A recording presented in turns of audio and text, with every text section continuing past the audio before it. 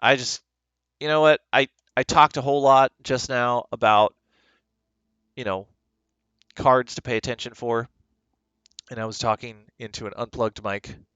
Unfortunately, no one heard anything. So I'm not even going to post that on YouTube. So, and I don't think I have any viewers yet still. So, yeah, we're good. No viewers. No one is even going to know that that even happened, unless you are watching a an old Twitch on Twitch, which I don't think a lot of people are doing. Not on my channel. Not in my house. Okay. Just want to make sure my mic's right there. These are things I really need to check, right? I need to start checking these things. Anyway, yeah. So I was just talking about cards that you need to look out for, bomb rares, removals, two drops, and then everything else that fits the theme of your deck. That's the best way to sum it up right there. Bomb rares, removals, two drops, theme of the deck. If you can cover those bases, that you're making a decent playable deck. So let's give it a shot. We're doing this. Just suck down some coffee there. I feel bad. I thought I was on a roll. I thought I was like making some nice comments. Yeah, failed. Epic fail. I need to actually check some of this stuff. Okay, Grafted Identity. You control enchanted creature. That is pretty cool. I don't care that I have to sacrifice a creature to do that. Really strong card. Gain control of a creature. I like that it's an aura and not like that Mind Flayer card from Forgotten Realms. But let's just take a look at some of these other cards. This is a really good card. Whenever this card or another creature dies, put a +1 counter. That's an awesome effect. But I think to be able to steal this guy for just the same amount of mana, that's nice. I like that. Archivist is just battlefield draw a card, then discard a card, and then yeah, that's a decent card. I like that. This one's no good. There's a good common there. Any removals? I don't see. Oh, nope. I don't see any decent removals here. So this is the pick. Grafted Identity.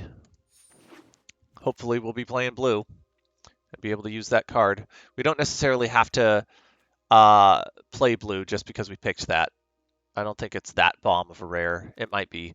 But let's see here. What's the best one here? So it's like a fire breathing card. I guess it wouldn't be called fire breathing if it costs two. And then there's this one, deals one damage to defending player if it's a zombie. I like it, but it's is it as strong as this mentor that puts a token into play that you can pump other things? Let's look at the commons. These ones, there's no good decent removals here. This one's not bad. We could take this because it's in color, just to be safe. I don't really know which of these are going to be higher rated, but we definitely want to solidify our place in blue, and this is always going to be a playable card. And it pairs well with being able to um, not just be able to get a zombie, but be able to sack a creature. So that's nice.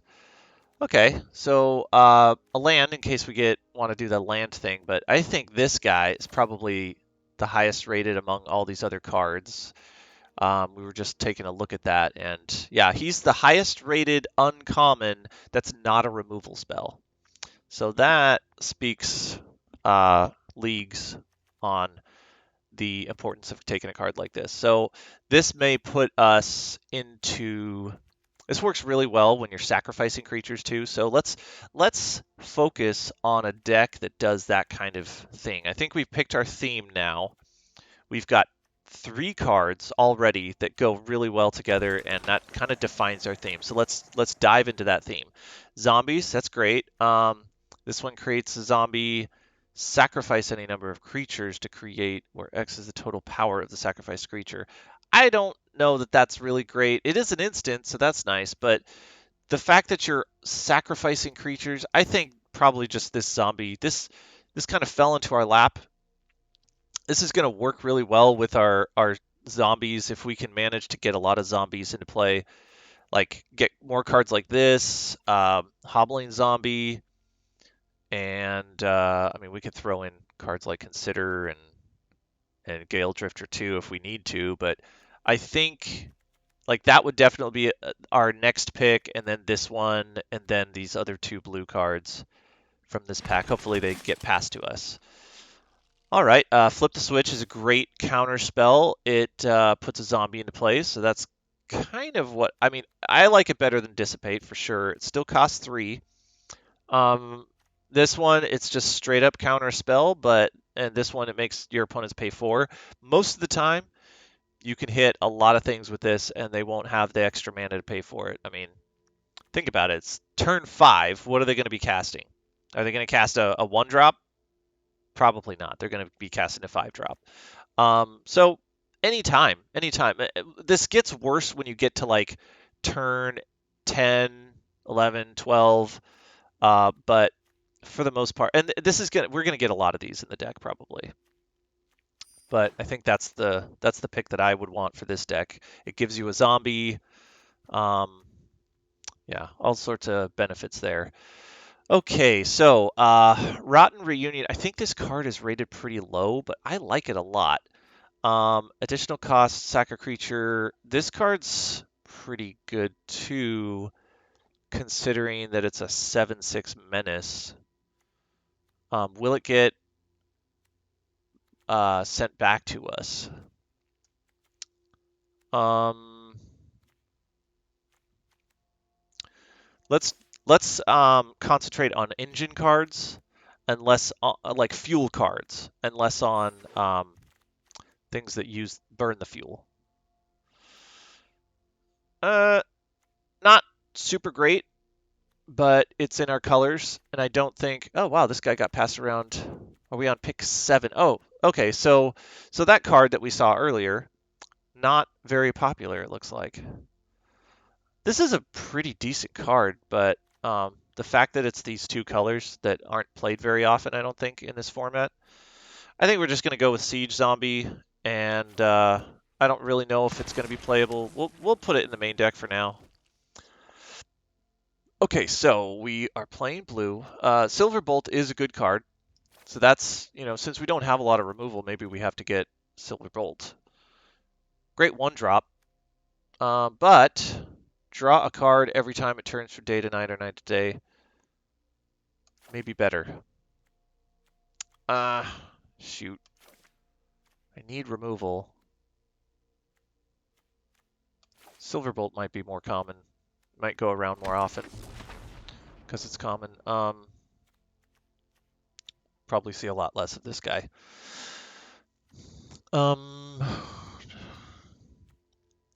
Yeah, this is kind of a garbage card. I mean, Death Touch is a nice effect, but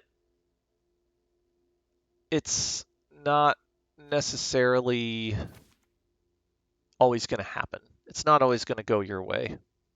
Blood Pact is always going to go your way because you have control over it that way.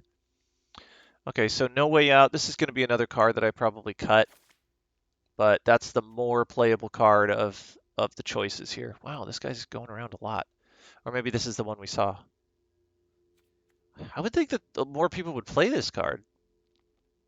Creatures you control get +2. You can put it on all your creatures.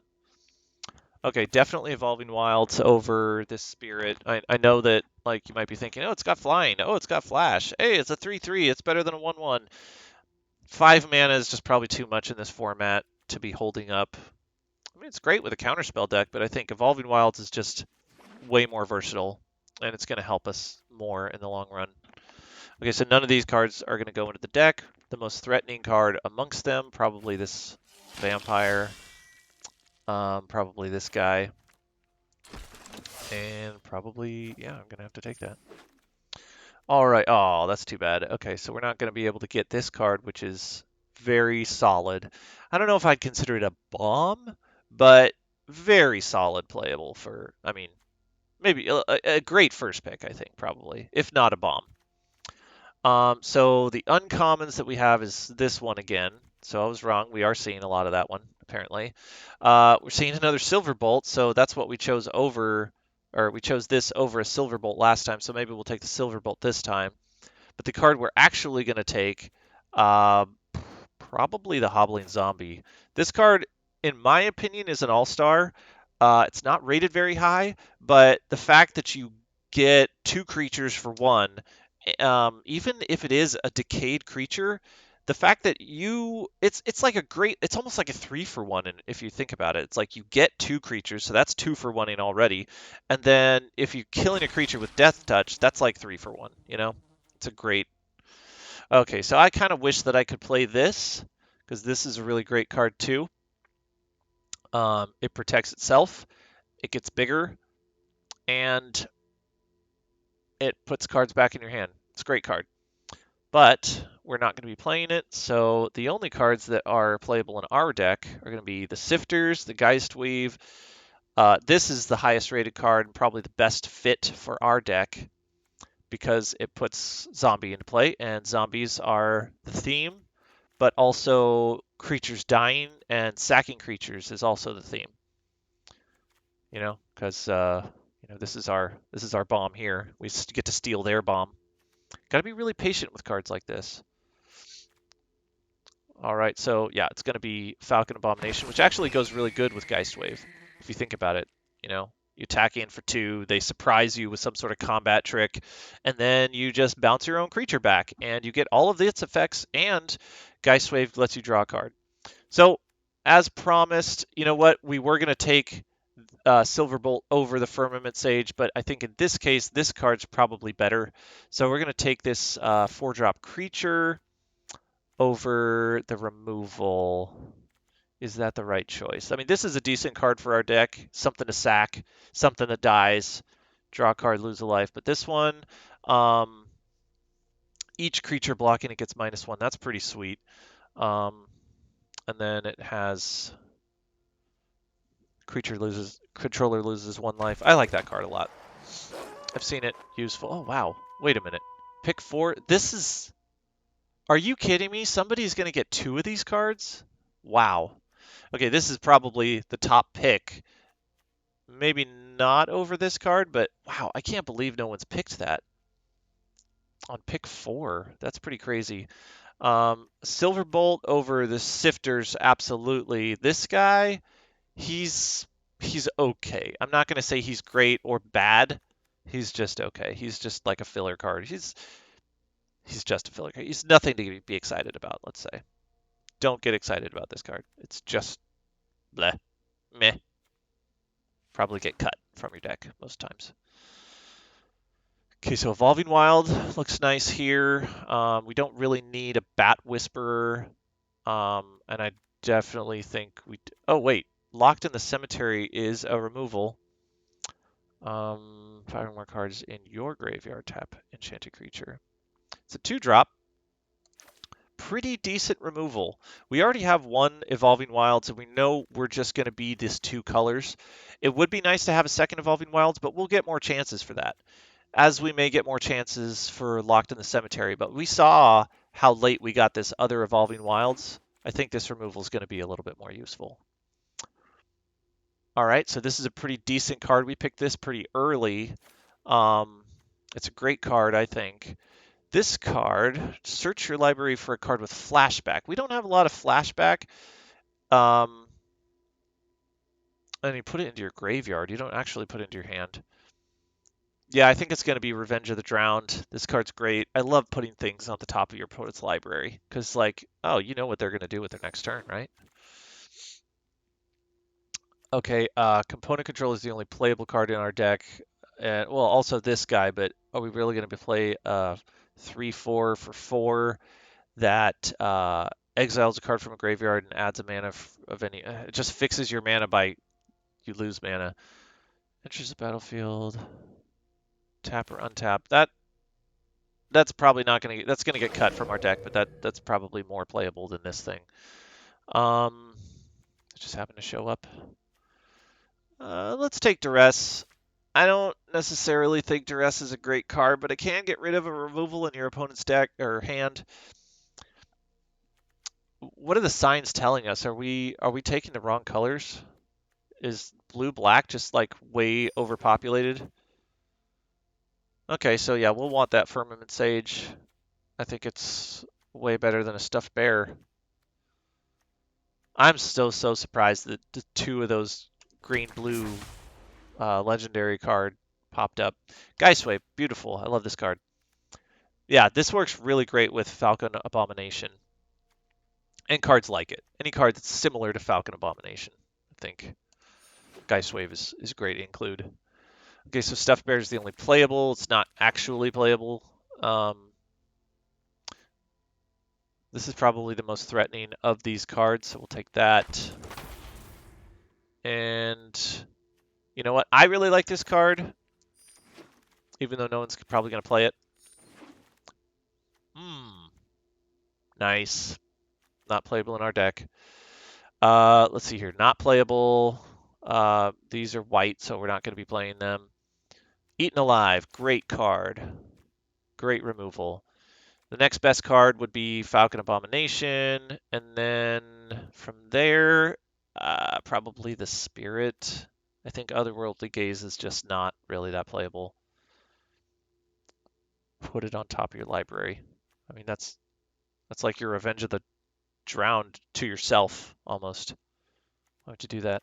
Why would you do that? It sucks that this is pick one, because we know we're going to see this pack again, and we're going to have to... I doubt we're going to get this Abomination back. Okay, so Awakener's great. No rare. These uncommons not playable in our deck. Flip the Switch is another great include. We could take another Silverbolt. Evolving Wilds, those are great cards. There's another good removal here.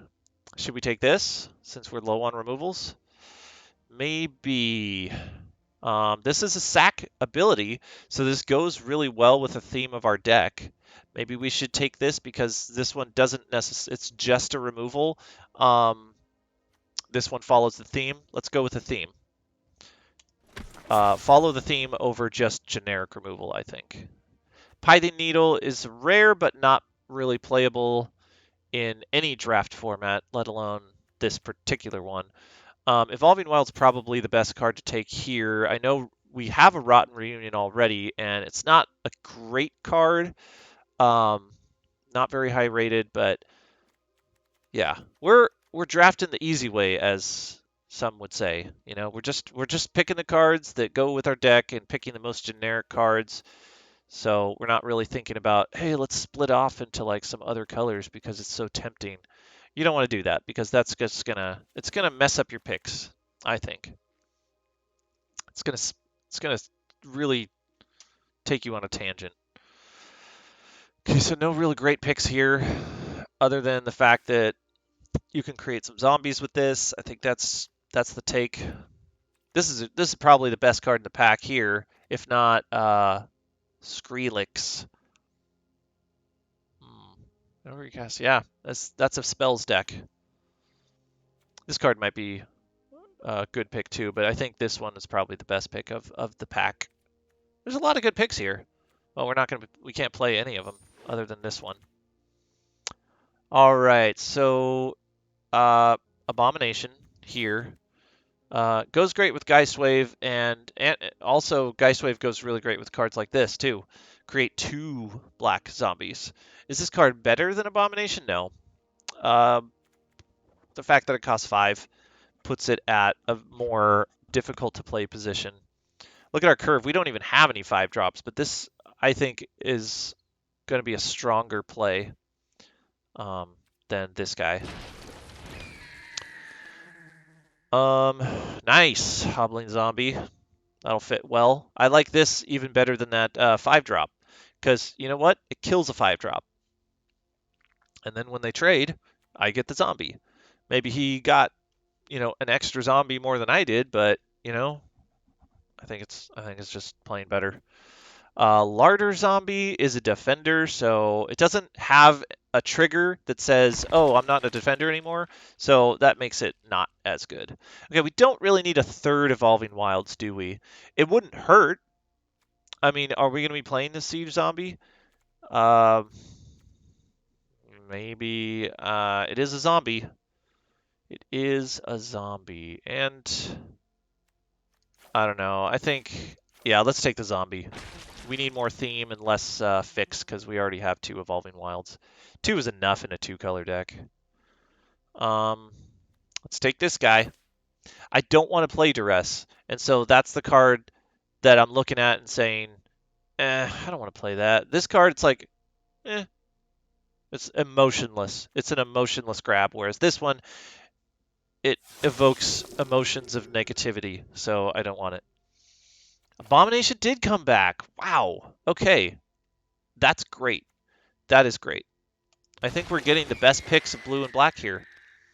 Okay, so I guess we are playing a 3rd Evolving Wilds. That's pretty credible. Imagine if we were playing 4, right?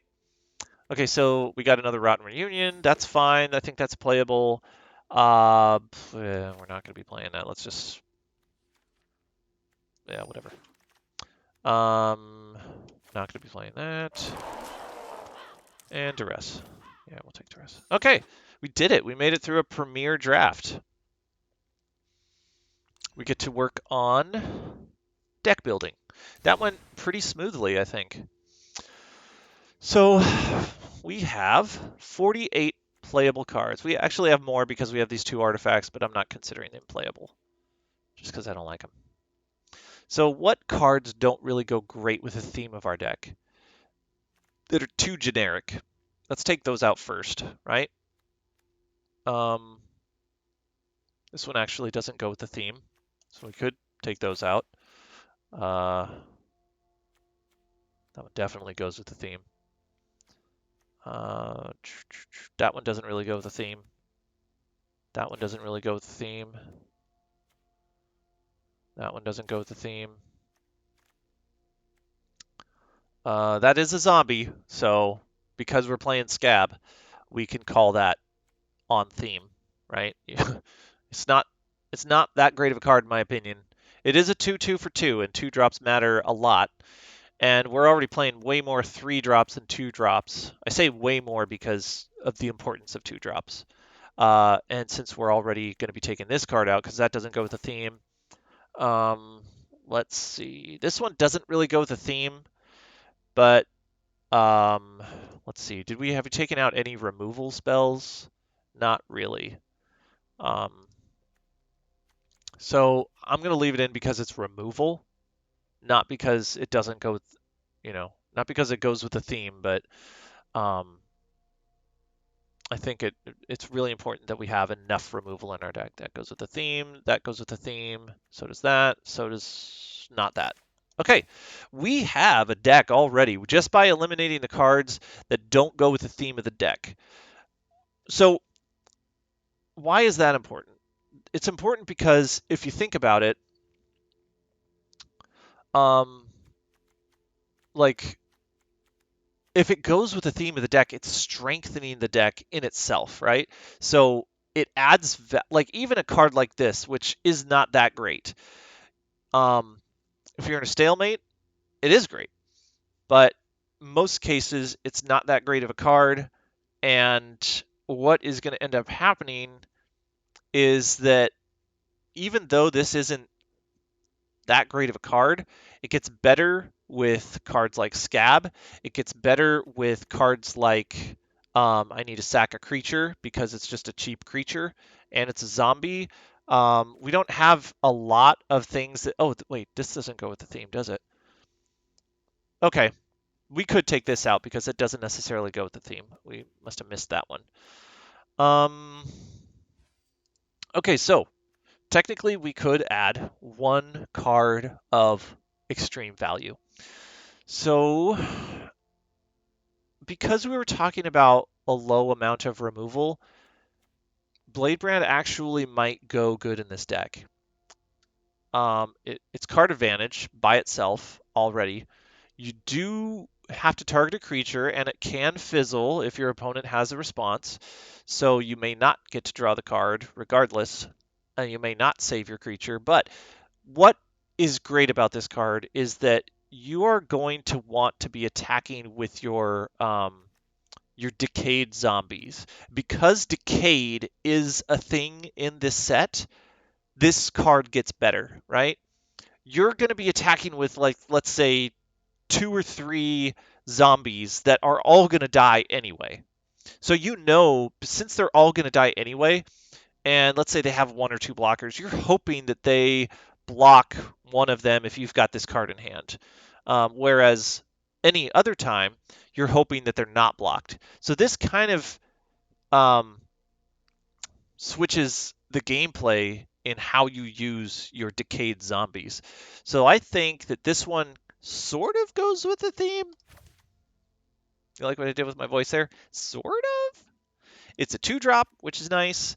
We don't have any 5-drops, so that means that we technically could play one less land and then include another card here. We do have a lot of 1-drops too. I think it's not a bad idea to dump a land. There's so many cheap cards here that we can get away with dumping a land. There's no fix, but yeah, I think it might actually be a good idea to dump a land. So let's see. We've got 13 and 10. We'd be dumping an island. Do we have any double blue spells? No. No, we do. We do have Grafted Identity, which is double blue, but you want to be patient with this card. So even if I take out an island, I mean, we're playing 3 Evolving Wilds. I think it's safe to take out one island and add a card here of, I mean, none of them are going to go in the theme of the deck, but let's see what would fit best. Tap or untap a permanent, draw cards anytime things change, take a card away from your opponent, take some life away from your opponent if an opponent lost life. Meh. Emotionless. Blood Pact. Gain a little bit of card advantage. We don't have a lot of card advantage here. Or force an opponent to lose 2 life, which could, in certain circumstances, help you win the game. Or a 4-drop that, let's see, it doesn't have any evasion. It doesn't have any protection of itself. It does have some benefits. Being a 5/4 for 4 mana is kind of nice, but it has to change tonight to do that. Otherwise, it's just blocking creatures get -1. Blocking creatures get -1. It prevents all 1/1s or 1 toughness creatures from blocking. They won't be able to block this thing. I mean, it's like they're not. It's like it's not like unblockable in that sense because it will be considered blocked. Let's see. We don't have any really great finishers in this deck. We just have this like high, quick, fast-paced tempo deck that like hopefully if something really big comes out, then we Grafted Identity it, and then we're kind of like bouncing things back to the top, or we're bouncing them back to the hand, or we're bouncing our own stuff back to the hand. This is an instant, so that's beneficial. We have 1 counterspell, so it is beneficial to have some mana up, and we also have like cards like this, which you can use on the defensive. It's going to be less likely that we use this kind of card on the defense. So what tells me is that this deck is more of an offensive deck, and that's so. What's the most aggro card of all of these? Opponents lose life for 3. Draw some more cards.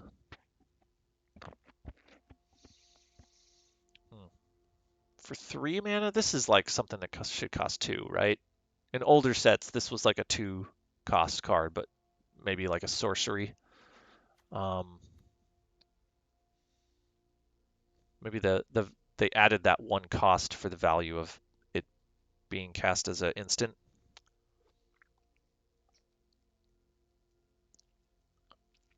Is it worth it for 3? 4? Is this worth 4? This is really tough. I think the safest card of all of these, it might be a nice thing to just include 1 duress, being able to take out some removal from your opponent. because that's what you'd be taking is removal. I mean, you don't want them killing your scab. You don't want them killing this guy once he flips. And you don't want him killing your this guy. You definitely don't want him killing this guy. So maybe it's a good idea to take out one card from your opponent's hand. It's nice and cheap. We're playing one less card, so the curve isn't super great of this deck, but I think it works. Maybe the duress is going to be a bad include because it's too generic. It's not really on brand with our deck. Nothing really is, I think. If an opponent lost life this turn, how often is our opponent losing life on turn 3 and beyond to cast this guy? I like this because we're playing Blade Brand. So let's take out Duress and let's add this dude. Wow, it actually got a little bit of emotion out of me, right? I like it because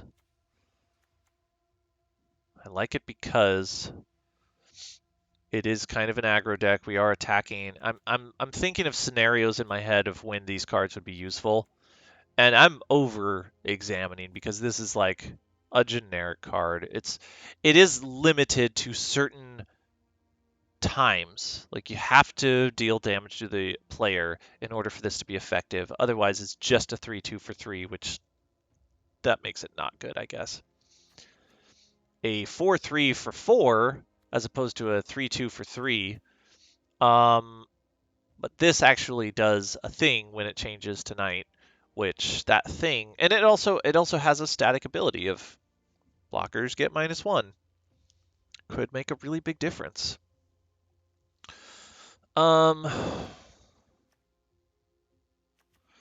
What are we expecting our opponents are going to be doing to our game state here? Maybe we play... Man, I'm just bouncing off the wall of like, what is the next card to include? Is it even going to matter that much? Is it that pivotal?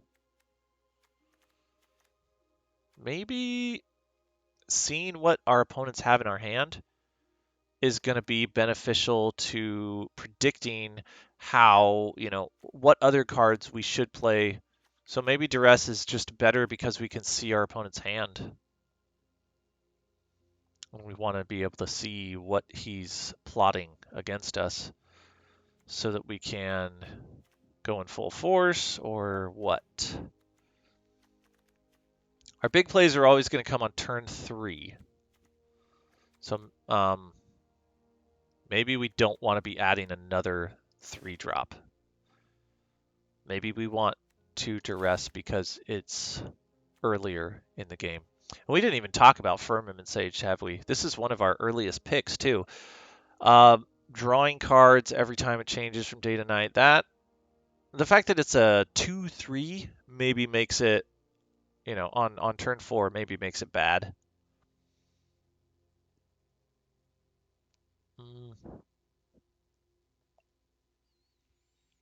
Hard to say.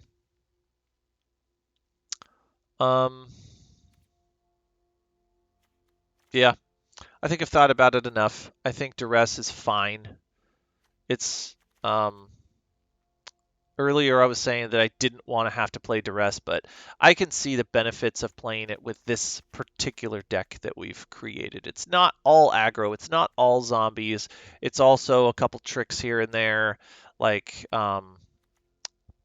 zombies are actually just sort of the side effect of this deck, We're just getting a lot of zombies on the side, and it's not like a major theme.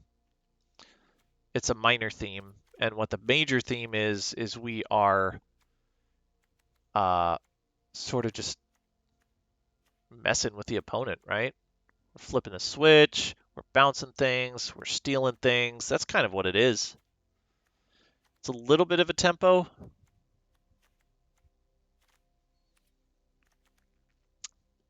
I like including Rotten Reunion in this deck.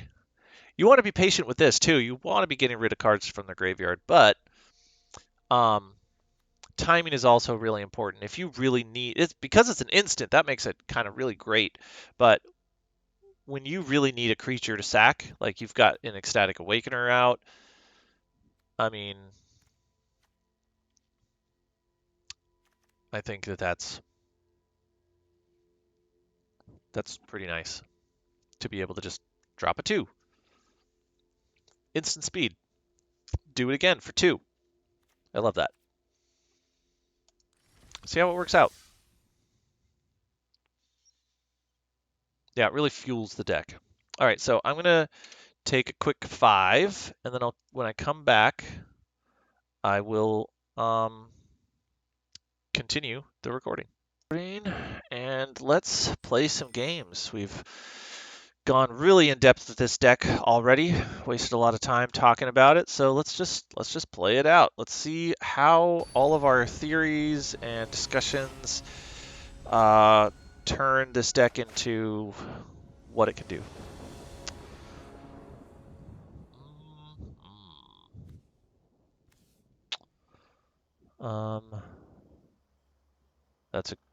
That's a decent hand. Mainly because I have only one black card here.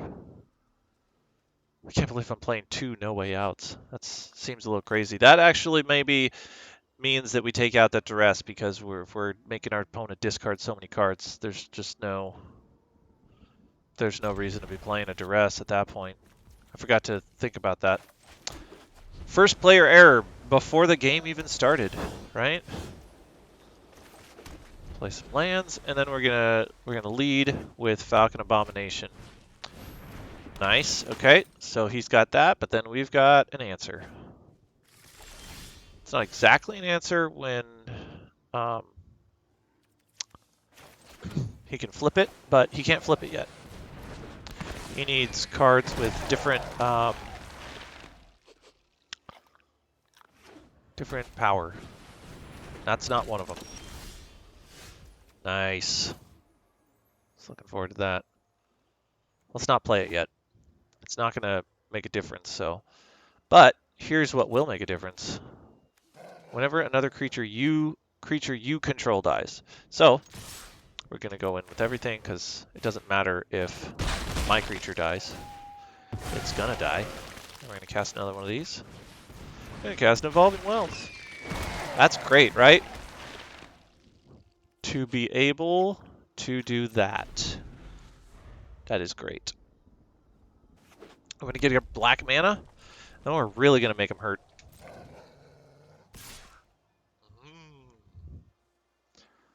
What are you doing? What are you doing? He was trying to bluff. He was trying to bluff. He hesitated, and then he recalled his bluff. Maybe he wasn't bluffing. Maybe he was like, oh, he's going to know that I've got something in my hand, and he's not going to block. Ooh, that's a good play. That's a really good play, I think. Oh, man. That really kind of sucks, doesn't it? We want to be able to play this, but now we know he's got a trick up his sleeve, and we don't want to mess around with his stupid tricks that he's got, right? Let's make him discard some stuff first. No, hold on. God, this would be really nice, though. Shoot. I mean, that's like an extra 3 damage right there. It's so tempting, isn't it? He's got mana open. He wants me to attack into it. Let's just do it. Let's just do it because it's so aggro. I just want to see it happen. It's gonna trick him up. It's gonna be like, oh shoot, man. Okay. Has he got a trick now? Yep. Okay. Okay. So he just lived through that with and gains indestructible. Okay. So that's what he was holding in his hand. But you know what's nice is we just lost a thing that was gonna die anyway. And we were able to gain 2 extra damage out of it. Oh, what is this? Oh my god. Oh, there's a card I hate. Oh god. That's a rare. Okay, so he's gonna gain 3 life. So many things. It's indestructible. There's really absolutely no point in blocking that thing. Even if it was like a double strike, like no. Especially if it was a double strike. Now we want to hold this in our hand, right? Absolutely want to hold this in our hand. Or do we just want to bounce this guy back to the top of his deck right now? Put a zombie into play. I mean, that sounds good too. I really wish we had more mana. Or do we just attack in the air and force him to discard? I don't think I'm going to be attacking with this guy on the ground unless I bounce his dude.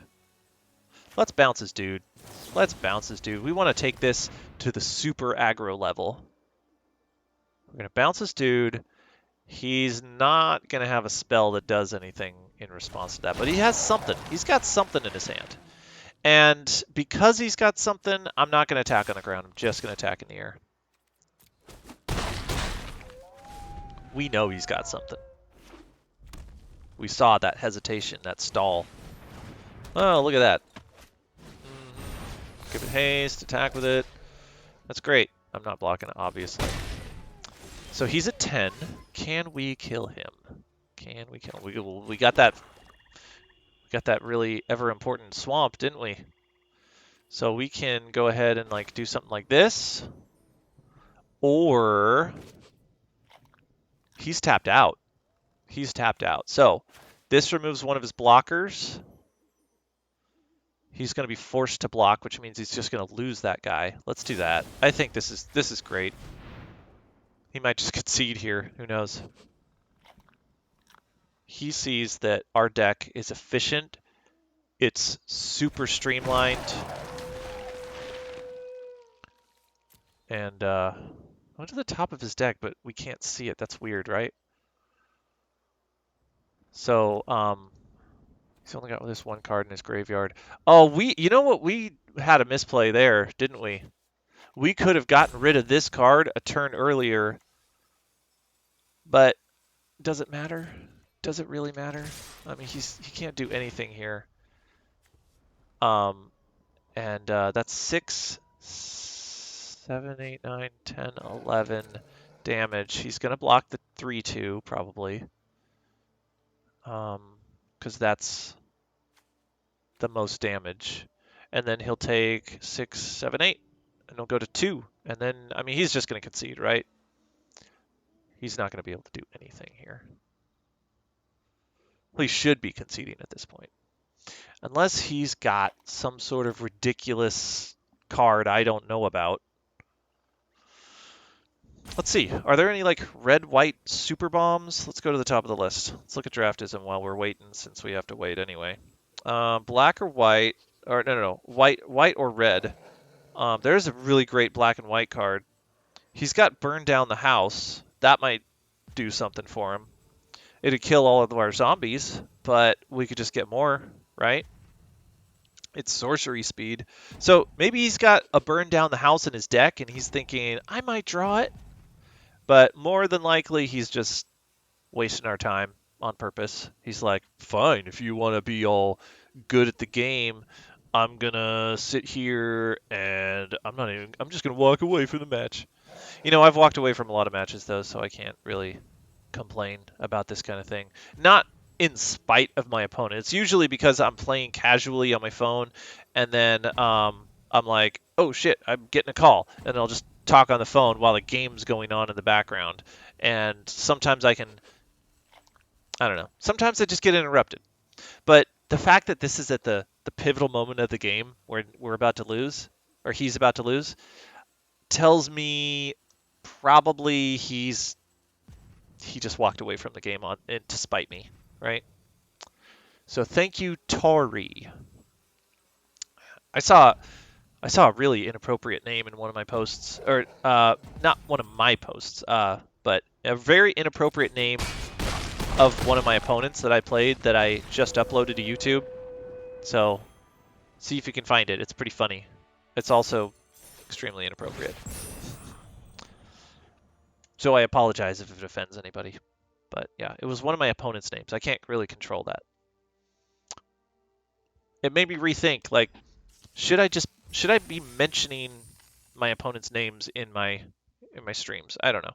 I mean, Tori's like, who knows? That's probably just a common name somewhere, so I don't really, doesn't bother me.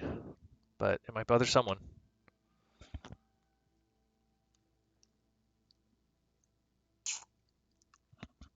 I also was thinking about a couple other things. Like, there was a comment on one of my YouTube videos that I saw that it was like somebody was just like spamming a link to some other thing. And that's probably fine too. I don't care if people do that. I don't even care if someone says in the comments something really rude and unacceptable, or if they're like, I mean, it's only gonna, it's noise is what it is, and no one likes to see noise. No one likes to see trolls online. No one likes any of that kind of stuff. But you know what? I think that a lot of us are kind of learning to deal with those negative kind of comments and negative kind of mentions online because we expect it and we know that it doesn't mean anything. If someone says something rotten to you in a comment online, they're having a problem with themselves. They're not having a problem with you. It's all something wrong with them, right? Is this a keepable hand? That is a tough question. I mean, these cards are kind of crap, and these are the only playable ones in our hand. So, I mean, gosh, we're playing 3 Evolving Wilds, and we're getting hands like this? Crazy, right? That seems dumb. And it's not because we only have black. If that were the case, I would be like, yeah, Hobbling Zombie, I could play this hand and just hold these for later. This is a later card here. But what I really don't like about this hand is that there's only 2 lands. There's 3 lands, much better hand. I like it. What are we gonna get rid of? Probably the Siege Zombie. It's not a great card. We have a nice curve without this, so let's get rid of that one. Although I think I want to be playing the Evolving Wilds first, or we can save, or we can wait on the Blade Stitch Scab. Let's play the Evolving Wilds first, and we'll just skip over the Silver Bolt. He might have a removal for our Scab because we play it early, and it's a good card. But I think curving out is probably the most important thing here. Yeah, it's important. I can already tell. We got to start being real efficient with our manas. Let's get a black. And, ooh, nice. Like to see that. That is beautiful. So we're going to play this. He may have a removal for it, but I'm guessing based on his turn 2 play, he's probably not going to have a removal for it. Yeah. Okay, so he's playing like a graveyard deck, it looks like. Oh, we get to actually see this card in action, maybe. I was expecting, yeah, this is the card to be playing in a graveyard deck. Okay, let's go with Hobbling Zombie, I think. Or should we go Falcon, because these guys don't have reach. I mean, this guy will have flying eventually, but not anytime soon. So maybe we go with Falcon. Yeah, I don't want to waste this guy on attacks. And we've got Eaten Alive coming later. So yeah, Falcon Abomination I think is great. And we're not attacking because he's got a great couple of blockers here that he doesn't mind losing, I'm sure. And this guy would just bounce off of this guy, but if he double blocks, he loses. He trades this guy for this guy, and then it's... Okay, yeah. So I mentioned earlier about flashback cards. I think before I realized that my mic was off. But yeah, these kind of cards are really great because they're super value, right? 2 creatures on 1 spell. I love it. All right. No reach yet, so I think we're in really good shape. I can't attack with this zombie yet. Gosh, I wish I had more of these. That'd be so great, huh? What we'll do... Oh, we could get rid of his 4/4. Do we want to do that? Maybe. I mean, the 4/4 is pretty nice. We don't need to, though, but we want to. It could get out of hand. Well, one thing I know for sure is I'm only attacking in the air. If I got rid of his 4/4, oh, you know what? I could have cast this and then cast this to get rid of his 4/4 and then attacked. That might have been smarter. But I think what I'd rather do is play a Falcon. Right? See what he does? See if he attacks with his 4/4? He probably won't. Which means that we're going to be building up a really nice board over time. Okay, so what we're going to do is we're going to play another Abomination, put that into the air, and then we're going to be playing a Silverbolt. I think that's the way we're doing this. Not Eaten Alive, because, I mean, maybe he's got a better creature, but I don't think he's going to be attacking with this thing. That would be a bad move. If he attacks with this, then I'm going full force at him, right? Well, except for the Scab. Scab's too important. I could take out his 2/3 with this. That would be nice. It costs 3 mana, so I could do it and Eaten Alive at the same time. Oh, nice, nice. Okay, what's he gonna discard? Is it gonna be a Spirit? Or a card with flashback? Disturb, sorry. Whenever you discard, it has to be discard. It can't be like a mill effect. That's interesting. So that doesn't really go well with the Organ Hoarder. I've been waiting to see why this Organ Hoarder is such a good card. It's really high rated. I think it's rated even higher than this one, but I think I like this one better because it's only 3. But they do a very similar thing, right? Put one of them into your hand, put a land card into your hand. Did he have any? Oh, he does have lands in his graveyard. So that means he probably hit this with a land. So I think I like this card better than Organ Hoarder, but they both have the same kind of theme, and I don't know what that is, why it would be effective. Okay, this was a mistake on his part, I think. You don't want to be attacking with your one creature that's doing all your blocking. Unless he's got some sort of trick. If he's got a trick, I want to know about it. What is his trick? Oh, really? One of my flyers. Okay. Interesting. Do we need to play the land? Not really. I don't think it makes a difference, but we probably will towards the end here. I'm going to attack in full force, which is just going to be these 3, not the Scab. I'm not going to sack anything. I might want to kill the 2/3 before I attack. Maybe we should do that. He wants to put this into the air, I think. Let's kill the 2/3. It's just the right amount of damage. It seems so perfect, doesn't it? All right, and now let's go in with the team. He doesn't have to block. He's not in danger of dying yet. He's got a 4/4 in play. I wish that I could get away with this, but we just lost our creatures. So let's play the land, and we're not gonna Eaten Alive. We don't have any way of getting rid of the cemetery card. We're just gonna take some more damage here, which I don't mind. We're at twice as much life as he is. We are definitely getting in for more because thanks to this Scab. Great include on our deck.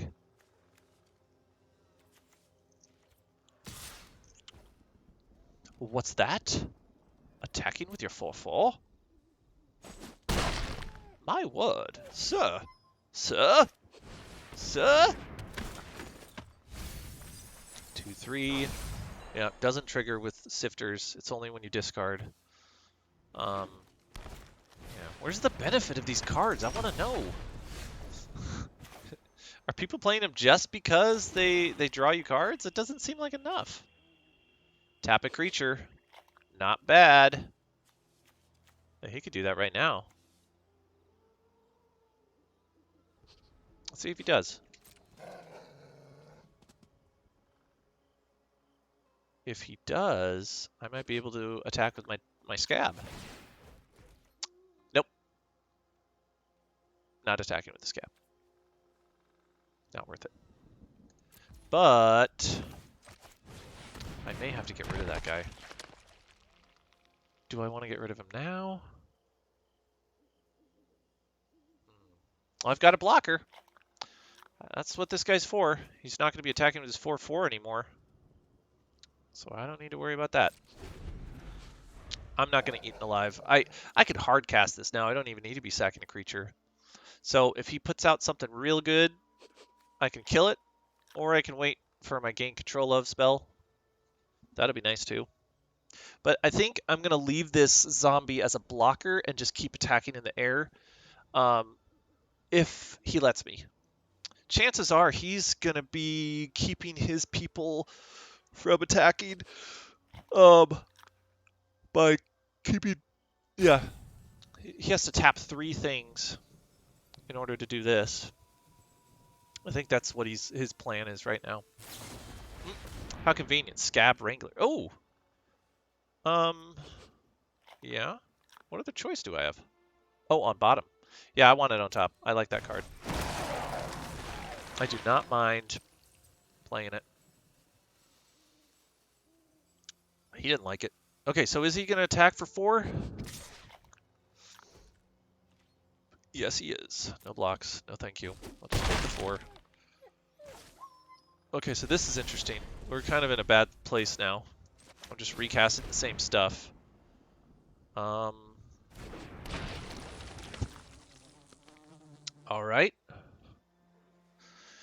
I am going to move to combat. He's probably going to tap my dude. Well, he's got a little zombie that he can use to tap my dude. Yep. No attacks. I'm not going to eat it alive. I'm going to save it for when I can hard cast it for mana. He's still 1 mana away from flashing this back.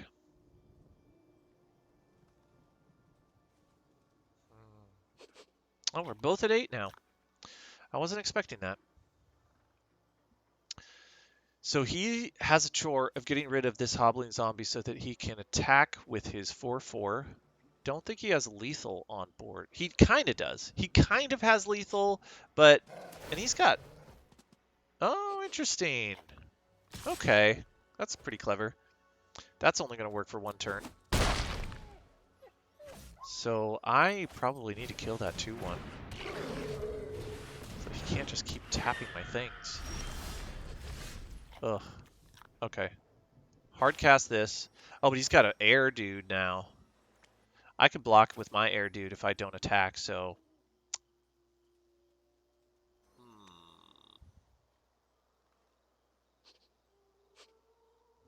Oh, this is kind of tough now. I thought that I was doing real well until he started playing some tricks on me, huh? I don't think that I was making any mistakes, except for maybe I was just taking the 4 damage. I need to get rid of that tap creature because he's just got a giant army. I'll just pay the mana because I got abundance of it. Yeah, get rid of this guy. Auto pay.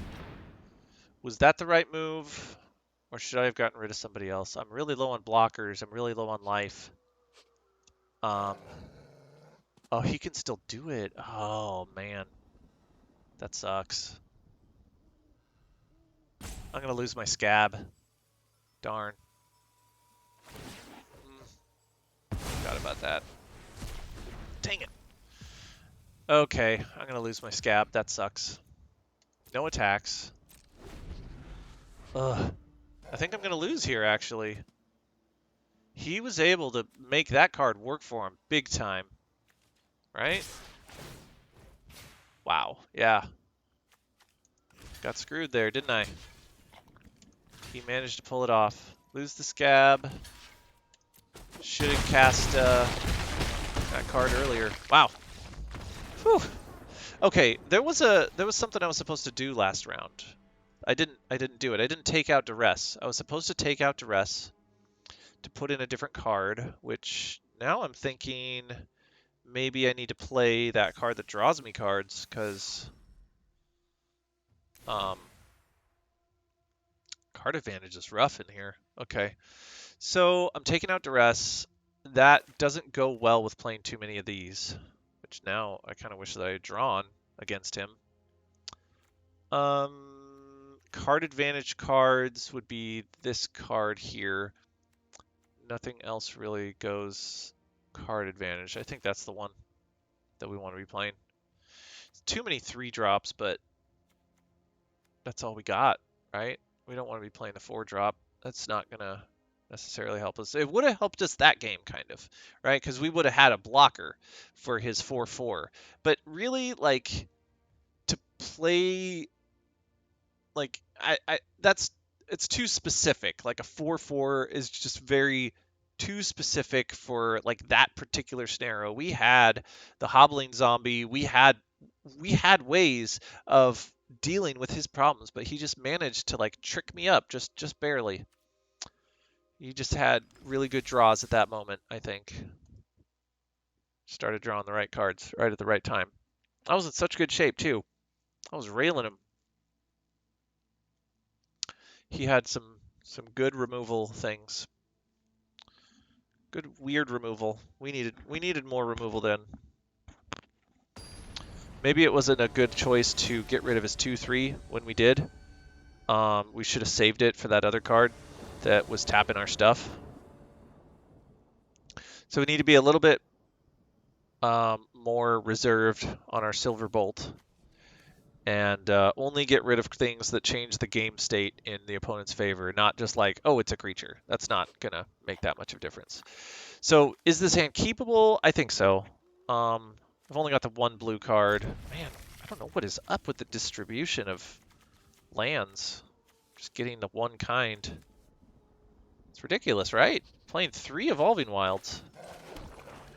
Should be able to actually draw the cards that I have in this deck. Just not doing it.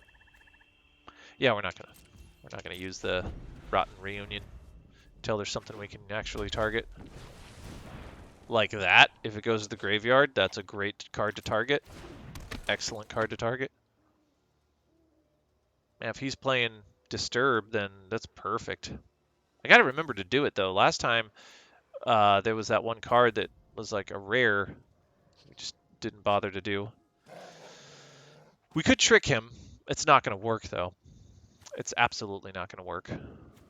I think the better play would be kill his dude, and he won't have the mana to disturb it, then Rotten Reunion the next time I get the next chance I get. One or more creatures die. Maybe I wait.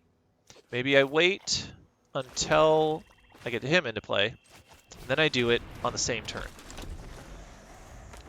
I like that better. If he can manage to survive. Let's hope he doesn't have a janky removal. Ah, nice. Perfect. Oh, so perfect. Couldn't get more perfecter, right? Okay, so he might have a Flip the Switch, which would suck, but Flip the Switch doesn't protect against Silverbolt, right? So let's do this now. Glad that auto tap did it right. When it dies, mill 3 cards. Oh, that gives us more targets. Nice. Okay, is there anything else in the graveyard? No, that's the only one. Ooh. Okay. Let's do that. Yeah. Get rid of his Disturb card. That's perfect, isn't it? We love it. Nice. Yeah, thank you. I love it too. We got a really good trigger off of that, didn't we? All right. Okay, so we are going to... There's no real great way to get rid of this, and I doubt he's going to block, so Bladebrand, not useful here. We do want to play Abomination. Let's play that after we attack.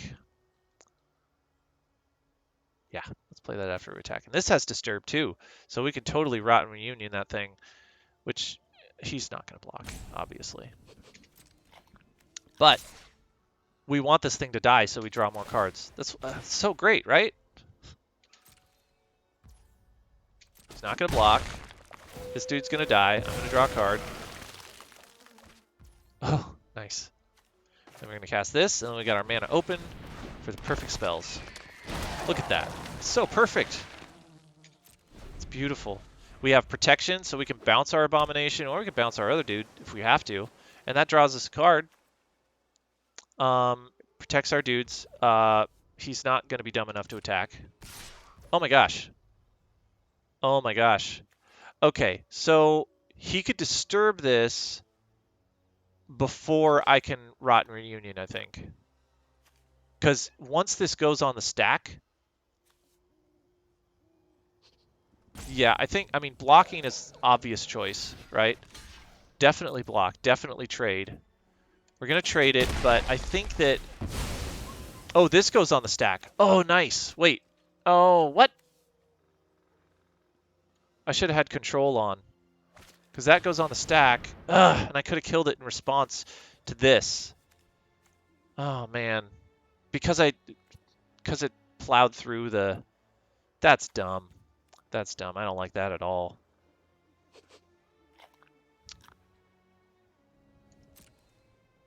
That's really lame. It should have given me the opportunity to do this. Because that would have gone on the stack, and then I would have been able to cast something as that went on the stack. But I didn't have, full control on. Hold full control, yeah. I didn't have that on, so that's lame. It should have given me the opportunity. Well, I'm not gonna do that. Did I draw a card from that? I think I must have. I must have drawn a card from that. So we're gonna go ahead and do this. And we are going to attack with our zombie to draw a card and for other reasons, because we can.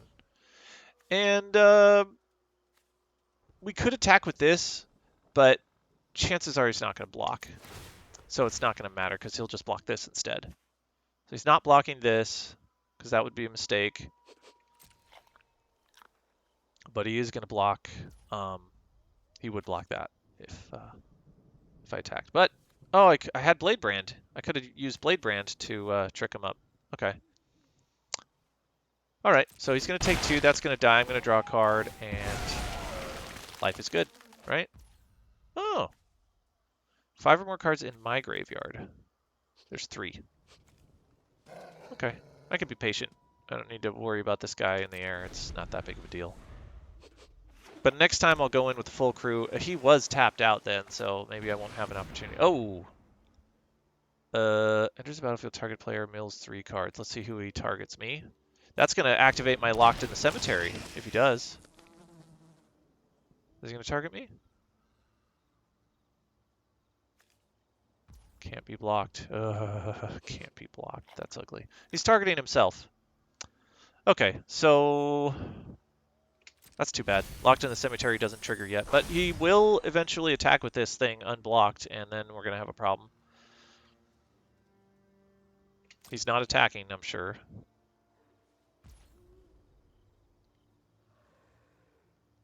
Oh, you know what? I'll probably just Blade Brand that thing when he blocks my Decayed creature next turn. I think that's probably what's going to happen. Okay, so nothing in the graveyard that's a great target for Rotten Reunion. So I'm just gonna take the turn. I think I just attack here first. Go ahead and attack. Decayed. Is he gonna block? Oh, interesting. It's blocking both. Okay. Well, here's this. Enjoy this. Oh, nice. Flip the switch. That's a good card to have in your hand. And that means that I'll probably want to play one of these lands instead of the Evolving Wilds. So yeah, take that, buddy. Or do I want a Geist? No, I don't. I could Geist Wave. Bounce my Abomination, get more dudes. I don't think I need to do that, though. I think just trading there is going to be nice enough. Yeah. So, let's play a island. Yeah, I've got more blue than anything, so I'm going to play an island, and I'm not going to play this until I get another one in my hand. And I've got to flip the switch. I'm sitting real pretty here. Okay. I've got lots of answers. Lots of things to do. I've got enough mana to save my guy and flip the switch on his guy. But he's got 6 mana. Ah, perfect. Flip the switch. Look at that. So great. Nice. Yeah, he's playing some sort of mill deck, huh? He doesn't have anything in his graveyard that he can get back currently. So that's nice. My turn. Perfect. I love it. Oh, that's great. That is great. You know why that's great? I think you know. I think you know. Target opponent discards 2 cards. Because he's got 3 cards in his hand. So the ones that he's holding are like really important cards. So what he's going to discard is going to be really good for me.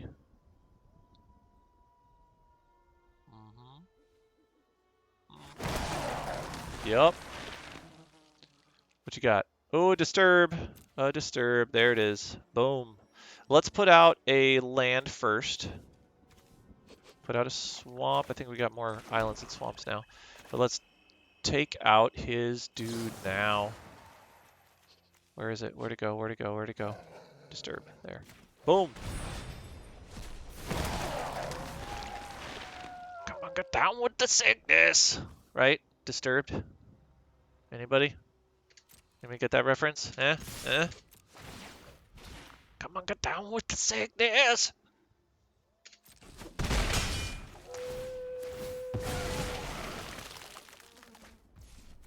And this is the gift that has been given to me. Come on, get down with the sickness. Yeah, that's fine. I'm totally cool with that. Oh, it's a 3-2. Look at that toughness. Perfect for my zombies. So great. He's at 12. He's going to be a while before he... Oh, what's going on here? Oh, no. Another disturb card that he can't cast yet. Ooh, I'm going to Geist Wave that. Oh, yeah. I'm totally Geist Waving that. Boom. Look at that. Perfectness. Oh. Love it. Love it. Okay. I think it's... I definitely want to cast this. I've got 7 cards in my graveyard. And I don't think I need to do that. I've got so many other things that I could be doing, so what I want to be doing is just attacking in and then casting this afterwards, probably. Yep. Attack in. I'm not getting as much effect from these zombies as I am when my scab's in play, but I'm just trying to draw it. I'm just trying to get there. I think we made good choices. This is an instant, so that's great. So I'm going to lose both of those dudes. I'm going to draw. I'm drawing so many cards with this thing. It's great. I'm at 16 cards. He's been drawing. Oh, he's been milling himself. That's why. I'm drawing as many cards as he's milling. Almost as many. Well, no, I'm drawing more cards than he's milling. That's pretty cool, I think. Okay, we're going to have some mana open. That's good. We don't need to cemetery this thing. We're in such great shape here. Yeah, we didn't have anything to get rid of that, so. What we can do, though, we could gain control of it. That wouldn't be as fun. It gets +1.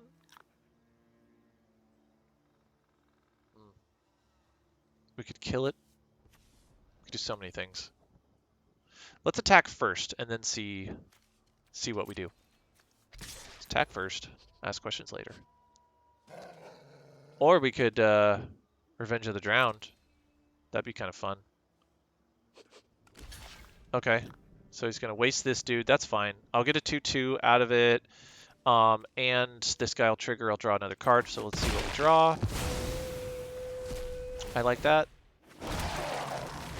Another one. Okay, so we want to play a land. We want to play this guy. And I think that's going to be it for now. Yep. I don't see any reason why we need to get rid of this thing.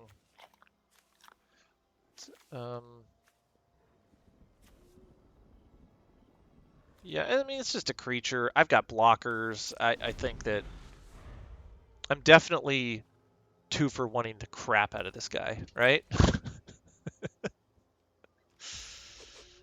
Okay. How about we do this? Why not, right? I mean, let's just take him out this turn. He's going to scoop. Watch him scoop. Or counter. Or no, bounce. Okay. Oh, interesting. Okay. Let's make him discard it. We're doing great, aren't we? We're doing really great. This is super nice. Just having a deck that's just so cohesive with itself. It's very easy to play. Very easy to play. Let's go ahead and attack with everything, huh? Let's do it. Might as well, Flash! Okay. Interesting choices. Oh yeah, it does kill that thing. Okay. Get to draw. Oh, yeah, he has Flash. Okay, so that's kind of a neat card, huh? Yeah, this Evolving Wilds never even get used, does he? I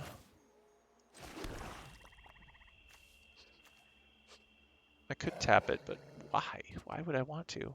He's at 5. Do I gain control of it? Like, what do I do here?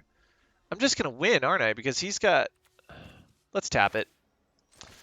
It's something to do. It's something to do because I've got a Grafted Identity. I've been waiting for him to play like a super good card this whole time. But he hasn't. He just didn't have a powerful deck.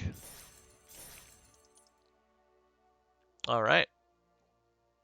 Let's do another game. Let's keep going. We did lose game 2. And that was rough. But we're bouncing back, I think. We've got a very strong, cohesive deck that just works. And we did it because we found a nice theme that we could stick to early on. And we were true to the theme. And we prioritized cards that were good cards to prioritize. This is keepable. We have our Opportunist again, which is great. The rest of the deck is not exciting. Not too exciting. Let's see what he does. Maybe I should have led with Evolving Wilds, huh? Do you know what? Maybe I'll just put it out now. I need islands now, so that's better to know. I've got a lot of swamps now. Need more islands. Let's see what he does. Okay, okay. So there's a disturb card I can target with my Rotten Reunion. I need to put that control up.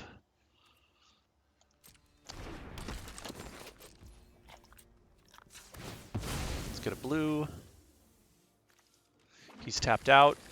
And since he's playing blue, I don't need to worry about this guy like getting removed from the board. I think we're safe playing him. And I think it's a better play than the Hobbling Zombie because everything else... I mean, this is a great play, I think. We want to be able to cast this when he's tapped out. Oh, nice, green. So he's not going to have hardly any removal in this deck. Except for like fight cards, which I think the fight in this format is a little bit weak. There's been much stronger fight cards in other sets. Oh, interesting. Very interesting. Not blocking, obviously. It's like doesn't give a first strike or flying or anything, so I'm going to save this. I'm going to play an island, and I'm going to play this guy. Yep, leaving the Rotten Reunion in play. So we're totally going to block this thing. And then we're going to put full control on before blockers to see if we can't get that thing while it's triggered. No attacks. Actually, no, let's attack, because we know we're not blocking with that thing. And there's nothing that he can cast for 1 mana that has flash that would affect that creature. Okay, let's do this, but let's make sure after he attacks that we put full control on.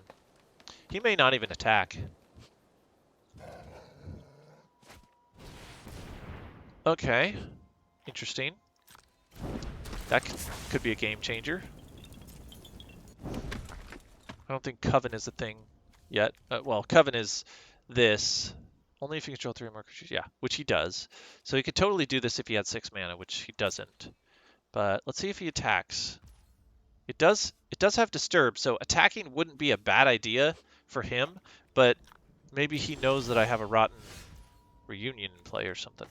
Okay, we got a land to play. It's perfect. Taking control of this guy wouldn't really do us much good because we don't have a green mana to activate his Coven. So we wait. We wait until he plays something better, which he might. No Way Out isn't a bad card to play here. We leave this guy as a blocker, I think. So let's do Falcon Abomination first, and then let's see if he's holding any cards in his hand later that are really valuable. This is a good play, I think, for us. All right, we're not going to attack. I don't think that would be wise. I think we need that guy as a blocker for now, because I think it's more likely that we're going to be blocking something and killing it than attacking and killing something, which is the whole purpose of this guy is the death touch. And for him to die, which he will do. Soon. He will die soon. Mark my words. You will die. I don't know how he's... Oh, he's hobbling because he's got caught in a bear trap. But why is it that a hobbling zombie is more death touchy than a flying zombie? That's gigantic, it looks like. This thing is enormous. Ooh, what is this? Enters the battlefield with X counters, which is 3. So it's a 3/3. Beginning of your end step, if you control 3 or more creatures with different powers, put a counter on target creature. Ooh, I want that card. I want that. I'm gonna take it. I'm gonna take it.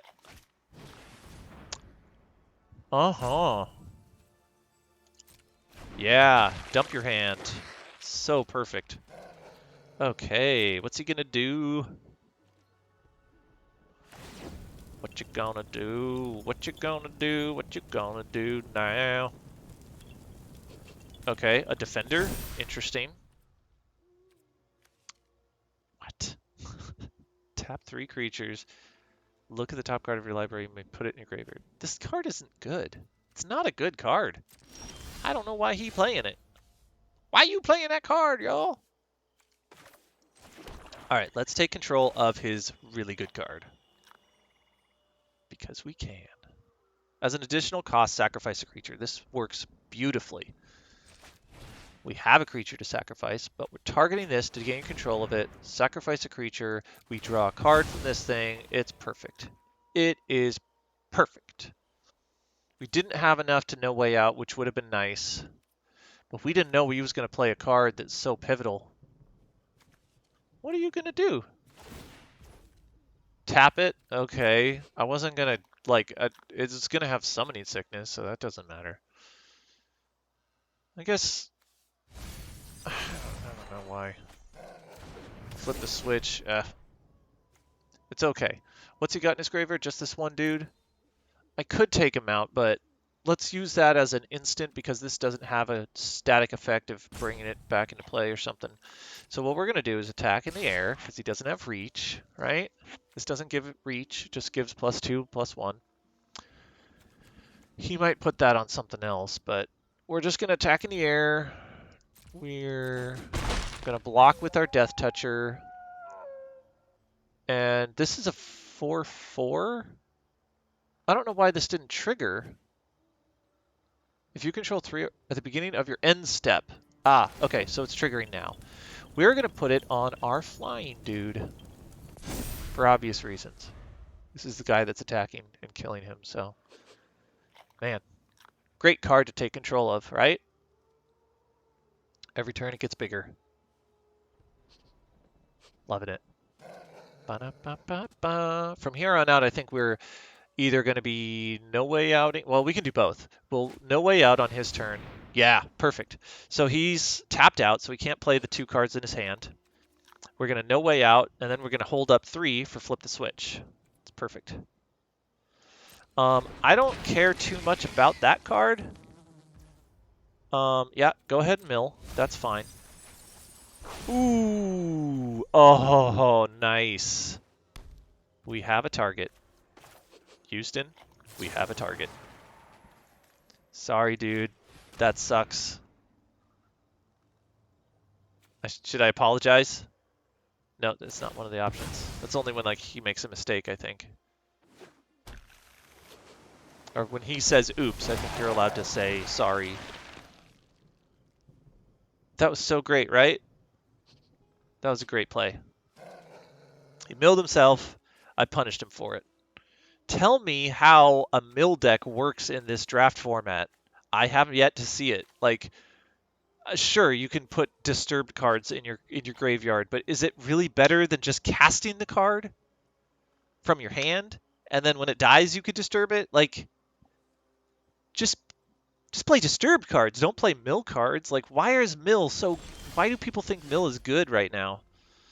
Okay, does this change our plan? He's got 1 card in his hand. I thought that he had. Oh, it was a land. That's why. Okay, so I don't think he's going to be getting a lot of card advantage. I think we took away his card advantage. Is it better to just play the scab and then flip the switch on whatever he casts?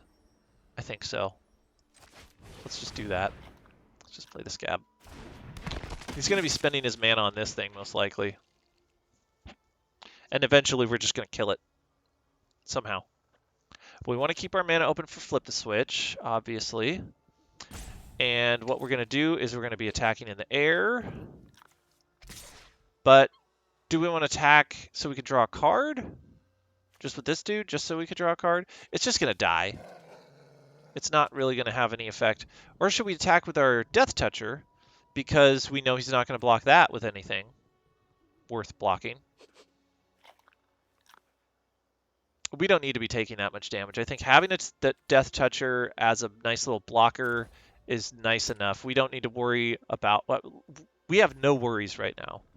We have got this game board locked down, except for this guy, which we'll have an answer for eventually. We will have an answer for it eventually. So let's see, 1, 3, 4. Yeah, we got all the different things here. No, we don't want to waste cards on that. So we're just going to keep pumping our flyer. That's the plan. Just keep pumping the flyer, counter whatever he plays. We're just going to be dominating this board big time. Where's my reach?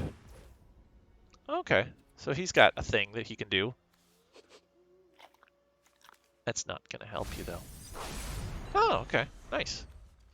You were able to get rid of one of your lands. Not bad. I am impressed.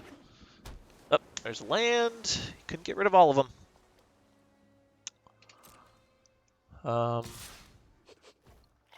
Are you not going to make it unblockable? There it is. Okay. In response to his attack. All right. I've got no response to that. Except for tap mana? I don't know. Okay, yeah, go ahead and hit me for 3. I got nothing going on that's not gonna bother me too much. You've got a ticking time bomb over here, my flyer dude. Okay, I've got extra mana, so I'm gonna go ahead and do this. It doesn't have any consequence right now. Worst case scenario, he's just gonna like discard a land, or he's gonna cast it. Yeah, there's a land. Okay, so big deal. I get a 2/2, which is a 3/2. So I think I'm in. That's pretty nice. I'm in good shape. And he attacked with his big creature, so I could. Well, it's still not going to kill this thing that can block it. So you can actually pump something with that. We could also block with this. Let's save it. Let's just attack here, and that's it. Attack in the air for 5.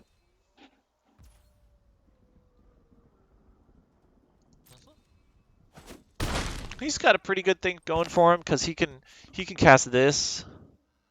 Yeah, he's got 1, 2, 0. Yeah, 0, 1, 2, and then 3, 4. He's got 5 different powers. He definitely has. He has Ultra Coven.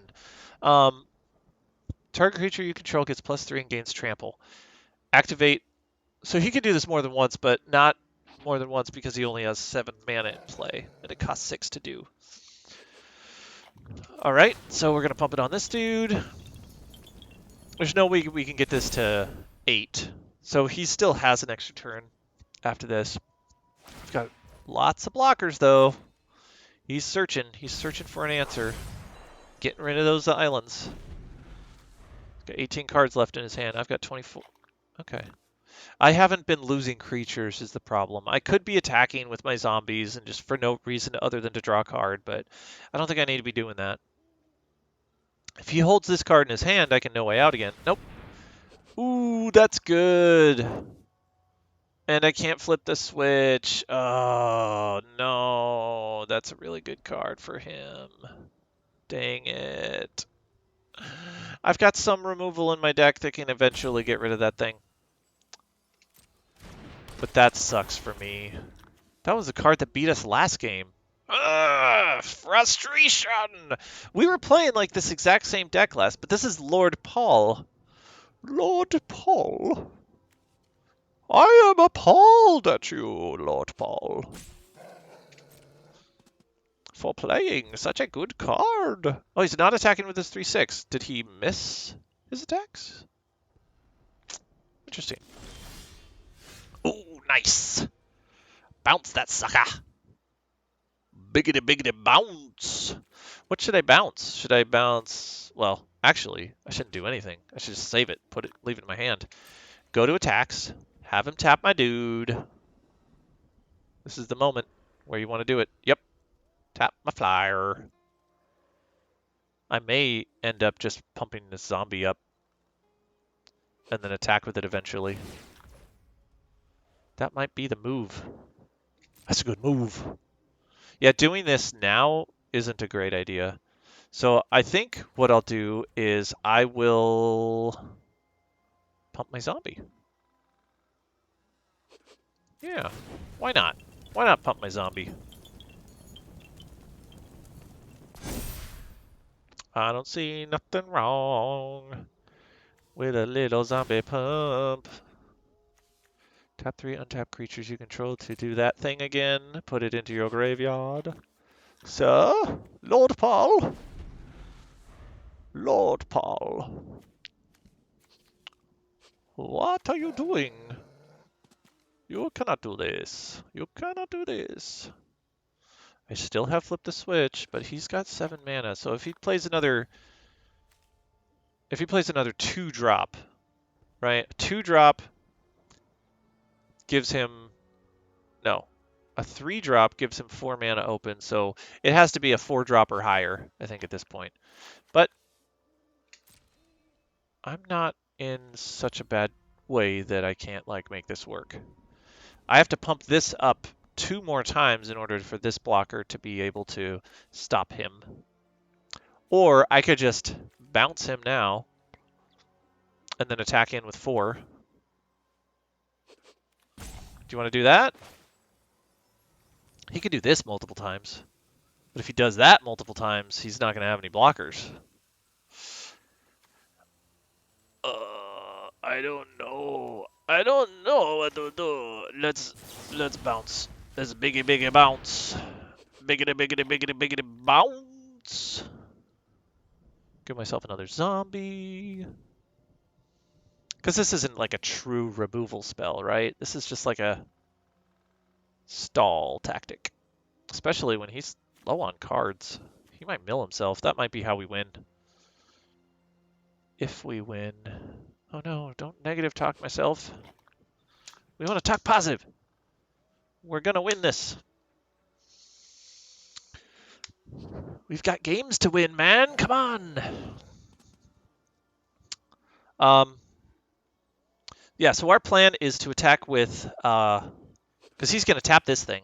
He may even, no, it would be a waste of, yeah, he's definitely going to wait until my turn to tap some stuff, because I'm just going to untap it on my turn. So what is he doing? Okay, there we go. Oh, he was deciding whether to put it on top or bottom, and I think he just put it on bottom. All right, now it's my turn. Does he have, he doesn't have anything in the graveyard worth taking out. I've got plenty of zombies to play around with. I'm going to play the land first. Now I've got 7 mana. Now who's got 7 mana? I do.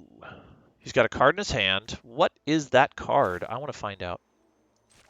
I want to know what's in your hand. Tell me what's in your hand. Ooh, it deals damage equal to power creature you don't control. And it gets +1. Oh, no, it kills the guy. It kills the guy just barely. They trade. And then I can do this. So I'm going to put full control on. Shift full control. So hold full control. So we're going to resolve this. It's going to happen. I don't have enough to flip the switch. I'm going to get a zombie out of it at least. And I'm going to get to draw a card. So that happened to my flyer. Are both my flyers in the graveyard? Nope. I still got another abomination somewhere in there. Okay, so I create a zombie. But before that happens... Oh, his guy doesn't die. This guy doesn't die at all. Oh, man. That sucks. Okay. I was really hoping. I was moping and hoping and doing all the things that I don't like to do. I don't know what this song is. I'm just attacking with this guy. He's got this defender in play. I'm already going to lose. I already drew a card, but at least this does 4 damage. If he decides to block, he's going to lose something. Maybe he'll just lose his 1/1. That's his least exciting card.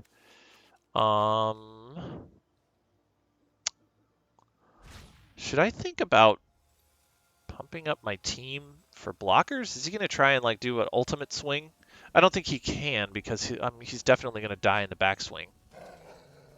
He's absolutely going to die in the backswing. He probably didn't want to have to do that spell when he did it. But he was lucky that he has that extra mana, so I couldn't flip the switch on him. Lord Paul, what is thy bidding? If I keep putting the counters on these zombies, I won't have a good base for defenders, but I don't know that I need to be worried about dying.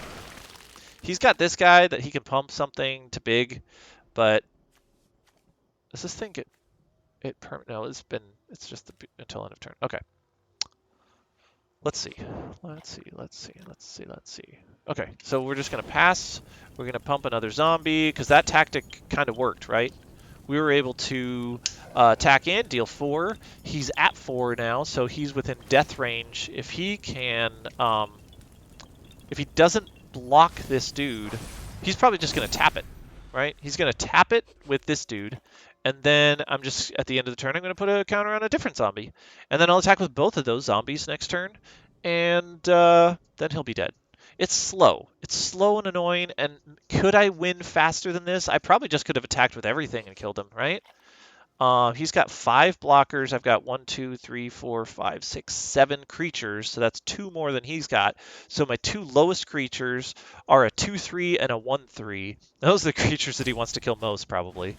Can't flip the switch that. Not bad. Sure. Ah, he got smart. He wisened up. He was like, yeah, that thing's gonna... So maybe, so I just, let's see. If he attacks with anything, he automatically loses, right? Maybe I can just win. He doesn't have any cards in his hand. He doesn't have any special effects. So if I just play this and get another token, then I just win, don't I? Because I can attack with everything. I think that's the play. Let's just get rid of... What's his most valuable card in here? He doesn't really have a lot of them, does he? Probably the fight card. I think there's a card that's like... I mean, there's a blue card and a green card that probably gets things back from the graveyard. So I've got enough creatures now to swing in for lethal. Should I do it, though? Should I just go ahead and do it? So he's got 1, 2, 3, 4, 5, 6 creatures. I've got 1, 2, 3, 4, 5, 6, 7, 8 creatures. So I've got 2 more creatures than him. So at worst, he's going to be taking 3 damage, which doesn't kill him. Oh, he's just that he's making it easy for us. That's the nice thing to do. I think that we had board control. We had everything we needed to do to win the game. Given infinite turns, I think that we, you know, he didn't want to have to listen to me talk anymore. If like he was listening to me. I don't have any viewers still, right? Let's see. Yep, still 0 viewers. And I'm okay with that, you know? Because these are going on YouTube. You can watch them there. You can watch them on Twitch probably still. I don't know how subscribers work on Twitch. I don't know how that's supposed to work. Like, I see it when I watch other Twitch streamers, like I see people subscribing or gifting subscriptions, and it's like there's some sort of money exchange going on there, I think. Because the Twitch viewers always like, hey, thank you. You know, it's like, I don't know how subscriptions work at all yet. I don't know how Twitch works at all, really. All I know is that I'm broadcasting right now, and Twitch is somehow automatically saving those broadcasts as I record them in older streams. Let's keep playing. Let's not talk about how inadequate my Twitch stream is. Let's talk about the game of Magic, because that's what anybody who's watching these will be watching it for. The game of Magic. The game we've all grown to know and love. Magic. I've always theorized that, like, a really good paper Magic player would also be good at, like, close-up hand magic and sleight of hand kind of stuff. Because, I mean, maybe they had that in mind when they created the game. They were like, somebody was really into close-up magic. I don't know. Richard Garfield was the creator of the game, I think, right? So was he a fan of sleight of hand and close-up magic? There's literally a card called Sleight of Hand, so maybe. Maybe Richard Garfield was a member of the Magician's Academy. The one in Hollywood. I think it's called that. Magician's Academy? I'll have to look that up. Some sort of academy or university. Or it's a special club. You can only get invited to. Ooh, that's a pretty good card to play so early. Okay, protection from werewolves. Add a mana. Human creatures have add a mana of any of this creature's colors. Put a counter on each creature you control. This is scary. I don't like this card at all. I don't like it. No, sir, I don't like it.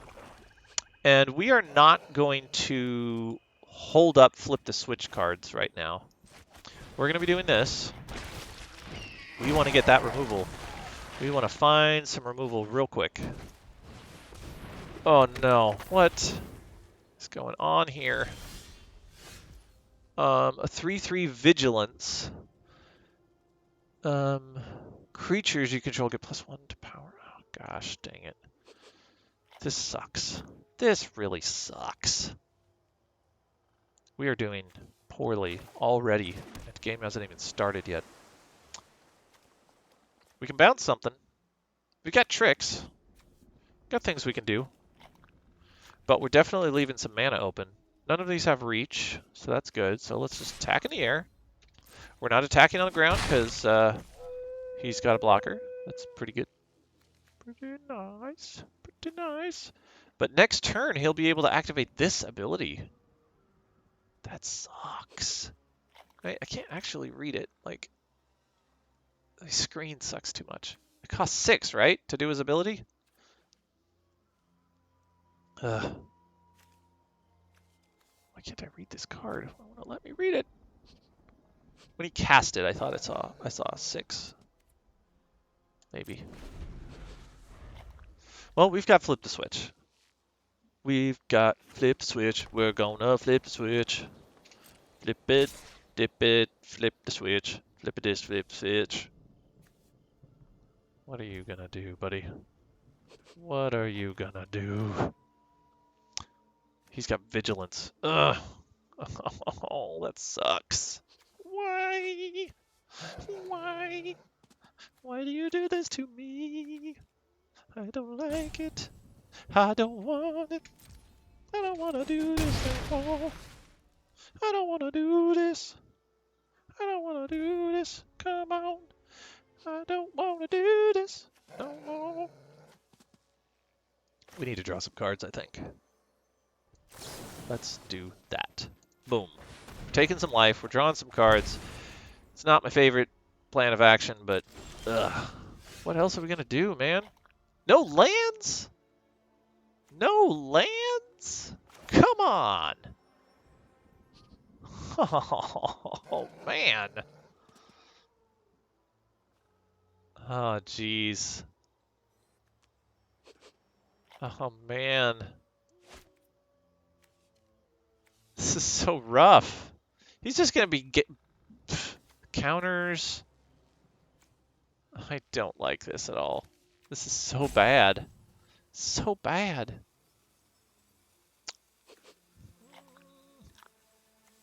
What am I going to do? I think we tempo him. It's really the worst plan in the world, isn't it? It's so bad. We're in a bad way. We need removal, we need lands, we need all this sort of stuff that we're not getting. What is happening? Oh no. Oh, okay. He just added a mana for no reason. That's great. Okay, so we're gonna attack. Okay, we're gonna lose a dude. Maybe we should have played this first before we attacked with our decayed dudes. Yeah, that was probably a bad move. Okay. Ooh, I don't like it. I don't like it. No, I don't like it. No. Hey, that's something. That's something nice. That's something real nice. I like it. It's a really good card. We're getting in there with a little bit of damage each time. Just a tiny little baby damage. Just take a tiny little bit of baby damage right here, little bit here and there. Just take a little baby damage. Take him down a little bit. Oh no! Oh no! Oh no! Wait, has defender prevent damage? Dang it! Ah, come on! Jeepers creepers, man! Oh, shucks. Oh, and he can exile him right now if he wanted to. But is he gonna? He gonna? He gonna do it? Jethro? You know he gonna do it? He gonna do it? No, he ain't. He ain't gonna do it. He's gonna let this guy die. He gonna go away. I'm gonna get 2/2. And it's just how bad it's gonna be. How damn gonna be. Ooh. We saw that guy before. That's an all-star. Shoot.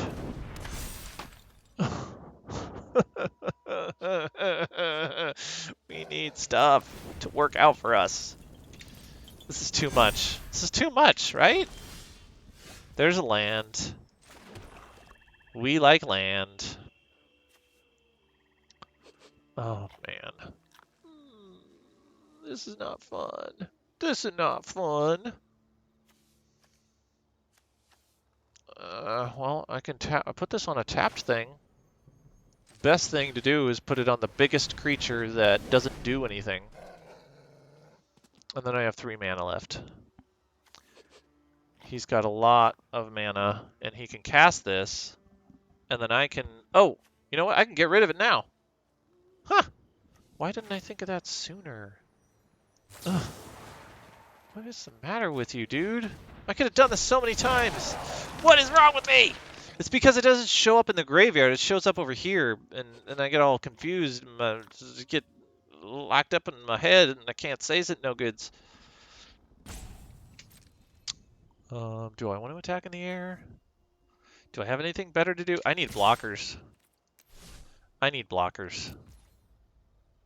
This is like my only blocker right now, so sucks. I need mana. I need stuff. I need removal. I needed removal a long time ago. This is so dangerous, this deck he's playing against. Oh, what? Oh, he's gonna just in response. That's so lame. He's gonna in response put a counter on all my creatures. Something he should have been doing this whole game is putting counters on his creatures, because dang, boy. Yeah. He's just gonna put counters on his creatures. Yep, I know. You had this game from hello. You had me at hello. There's nothing I could have done anyway. This is so not going well. I might be making mistakes, but I don't think it matters. He's like, I just do not have the cards to deal with this guy's deck. Not draw on them at least. So I could do this again, but it's just gonna stall. It's just gonna stall him a turn, and I don't have enough mana to do that and something else, except for this. I could do it at instant speed. But what's the advantage of that? Oh, what is the advantage? Tell me about it. I don't even know. I don't even know what the advantage is. I want to know what the advantage is. Tell me what the advantage is. I'm just singing the same songs I've already sang. Nothing's died this turn, so I'm just going to tag with 1 just so I can draw a card. I need cards so bad. I need the right cards to take out these dudes. That's not the right card. I did make that major misplay of not getting rid of that thing sooner. Could have done it so much sooner. But this is sad. This is real sad. Like, he has to be able to... He can't attack with this thing and put counters on it, but, like, this guy's ability, giving things plus, and then... Oh, he's attacking with this thing? He attacking with that thing? What's that about? Protection from werewolves. Has he got a spell in his hand? I mean, this would be the play, right? And then I have to block this other thing. It doesn't matter. Oh, he doesn't have anything. He's just ditching this dude for me. Nice. Okay, could have done without that, huh? I'm surprised. This card, why did he... I don't know. I don't know what's going on here. Okay, so I have no blockers. I have nothing that I can do here. I've got this, which bounces a dude, but he's got way too much on the board for me to do anything here. There really is no way out of this situation. Give him a good game. Concede. I never had that game. That was all downhill from when he first cast his first creature, his 2-drop, right? That's too good of a card. Too good. Unless you actually draw the removal that's in your deck. Come on. Come on. Okay, we're all right. We're all right. We've won 3 games. I think. Was it? Have we won 3 games or just 2 games? I can't remember. I don't feel like canceling just to go back to find out.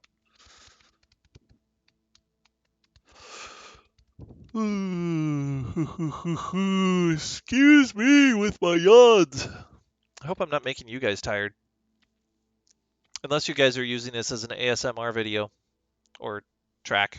It's not really a video. Well, no, it's a video. You're watching my video of my stream of me playing this game. And I hope you're entertained and not just falling asleep. Whoever is out there watching. To the deep, dark unknown. Is this a keepable hand? Yes, because of Evolving Wilds and all the fun stuff we've got in our hand. Let's keep it.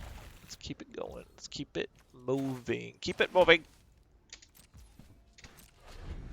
We're going to look for an island. A blue mana source. Let's look for an island. Where's that island at? Oh, there it is. Okay. No need to cast that on this dude. Even if he attacks with this dude, there's just no reason to cast it on him. I mean, why would you leave something in play? There, that's a better card to cast it on. Absolutely. All right. This is great. This is great. Let's get this guy out quick. Get him out on the field. And hopefully he doesn't have a removal spell. Oh, 3 colors. Interesting. See how this plays out, huh? Let's see how this goes. Yeah, yeah. If he attacks, I know he's got something dumb in his hand. Sack another creature, gain a life. Ha-ha! I don't need that, do I? What I need is this. I could do this. I can't do 2 things this turn, so I think this is the play right here. Or is it the Death Touch dude? Probably the Death Touch dude. We want blockers for his things that get big. And we want this is more aggro. It puts 1 immediately into play. We're not attacking, obviously. We're ending the turn. We're going to look for an island after we're done. And then next turn, we're probably going to play the swamp and a no way out. Vigilance. Very nice. Okay, but it still has Death Touch, so there's that. There's that. I also have Locked in a Cemetery, which I'll be able to do both. Oh, really? What an interesting play. Doing it in the same turn on a guy that already gets counters. What? Oh, he was doing it so we could get Coven. So this will get +2, and then this will die. But so will this. Wait. Then those chosen creatures fight. Yeah, they will trade. I don't know what his game plan is here. That's really... I mean, they're going to trade. He's going to lose his dude. He's going to get disturbed later. I draw a card for that. Like, he knows that, right? He gets a 4/4, sure. Yeah, that's exciting, right? That's really exciting. Oh, he has Vigilance. Okay. Okay, that Vigilance does help him. Okay, but he just wants to get in there with damage, and I'll let him. That's fine. You can have some damage. You've earned it. You've done a lot for your country. I almost clicked the button. Did you see that? Okay, get my island.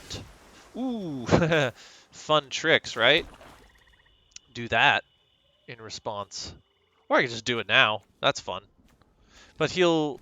Oh, he doesn't have the mana to sack it. And why would he? That would be kind of dumb, huh?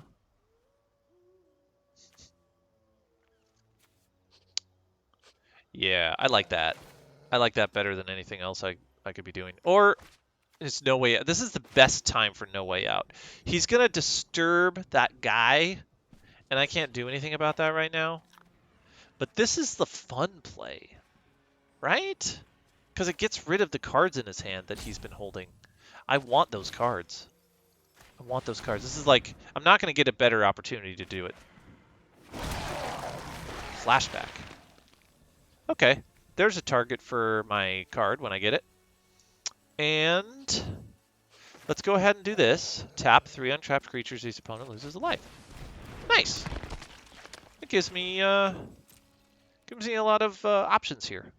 I'm not going to attack. I'm probably going to take 4 or more next turn. He's probably going to disturb his card, his 1/1. Get a flying dude. Yep. Unfortunately, I couldn't get rid of him fast enough. Unfortunately. Obviously. He's going to attack.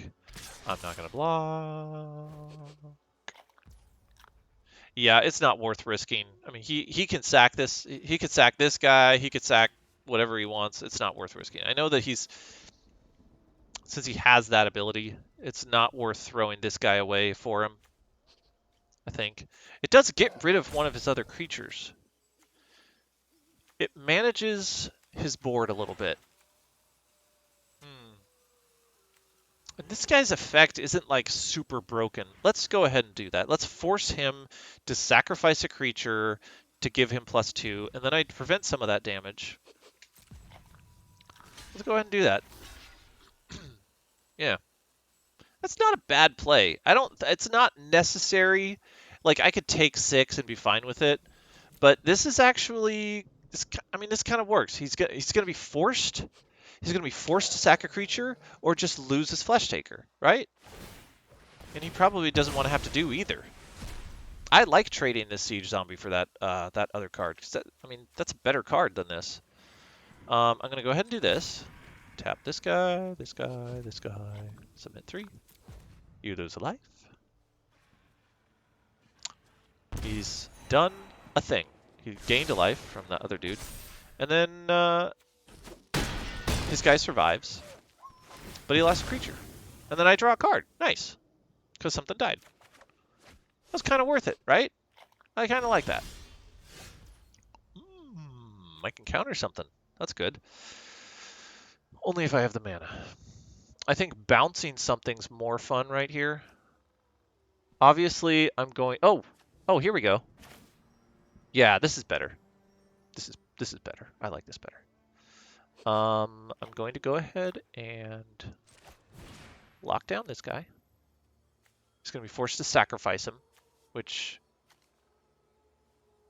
Yeah, I like that better.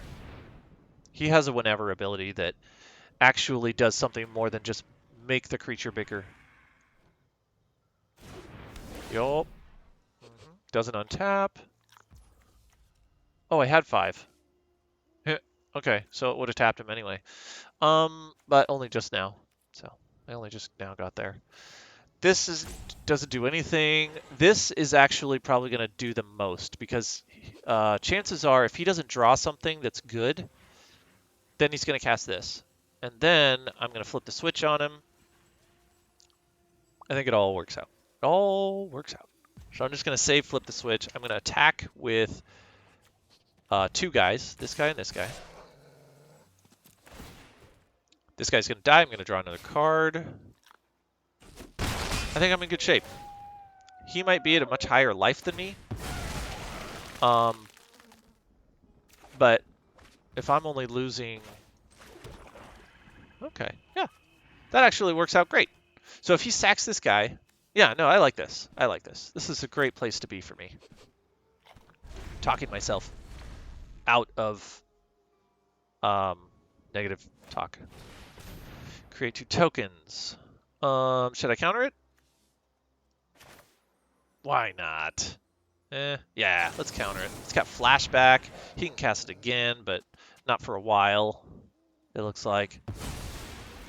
I think Path of the Festival would have been a better card to play right then. Oh, no, but he's got this guy, which sacking creatures is a big deal for him, right? You can do it multiple times. It's kind of scary. Okay, so now I've got 7 mana. I can do both of these. Yeah, and Revenge of the Damn Drowned. Revenge of the Damn Drowned! He's got stuff he can do, but I've got stuff I can do too.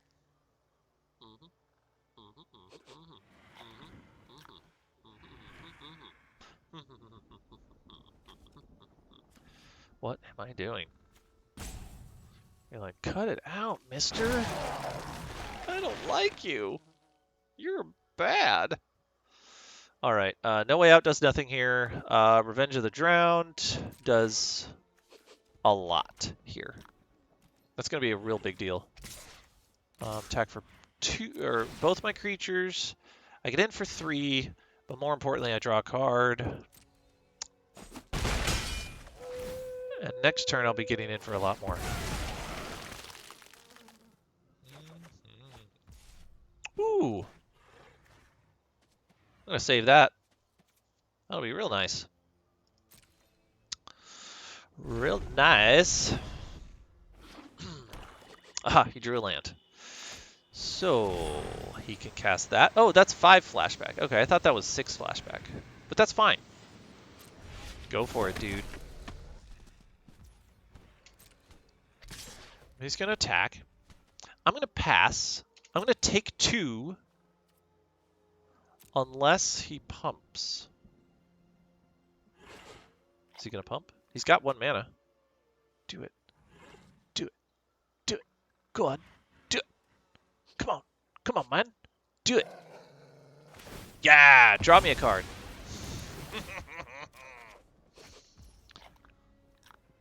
All right. Oh, yeah, his guy gets bigger. Woohoo! He may have an enchantment destruction spell, so that's kind of scary. But I've got some tricks up my sleeve that he don't know about. You don't know about me. I'm going to go ahead and do this. Oh, that's funny. Oh, no, that wouldn't have mattered. Okay, so he's going to get bigger. But is he, though? Because I got this. That's going to be frustrating for him. Oh! He didn't want to deal with that. Okay. I'm sorry, dude. That wasn't meant to make you frustrated. It's just... I'm just playing the game how it's supposed to be played, right?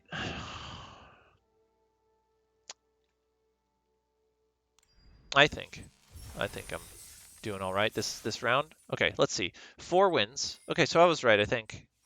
I was talking about how many wins am I at? And then now we're at 4 wins. We got 3 wins to go. You have 2 losses. That first loss was before we took out the duress and put in... Are we playing too many of that one card that says opponents discard cards? I kind of like it still, because even if it is a dead card, you can't get the opponent to like if he doesn't have anything in his hand, you can still get a 2/2 out of it.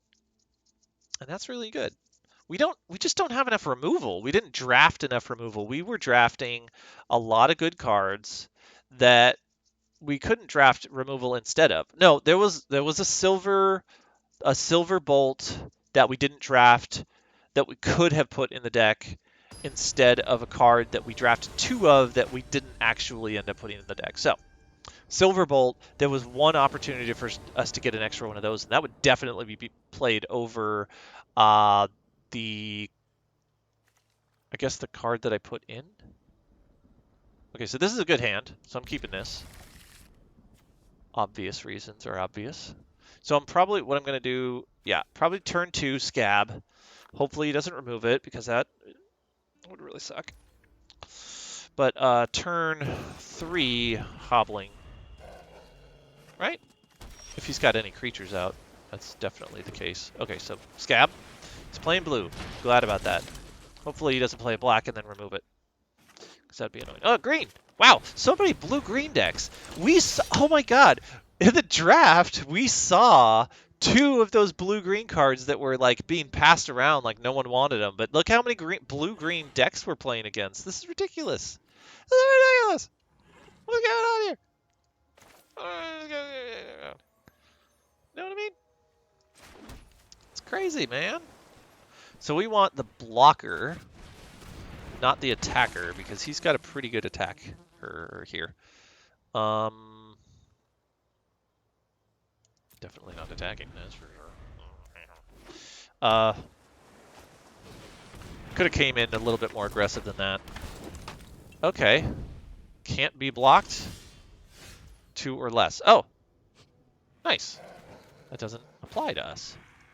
Okay, so I think here we're just gonna wait it out. We're gonna use flip the switch and hopefully get to where we want to be. We've got a good blocking situation. We really don't want him like fighting our dudes, fighting our scab, getting rid of him.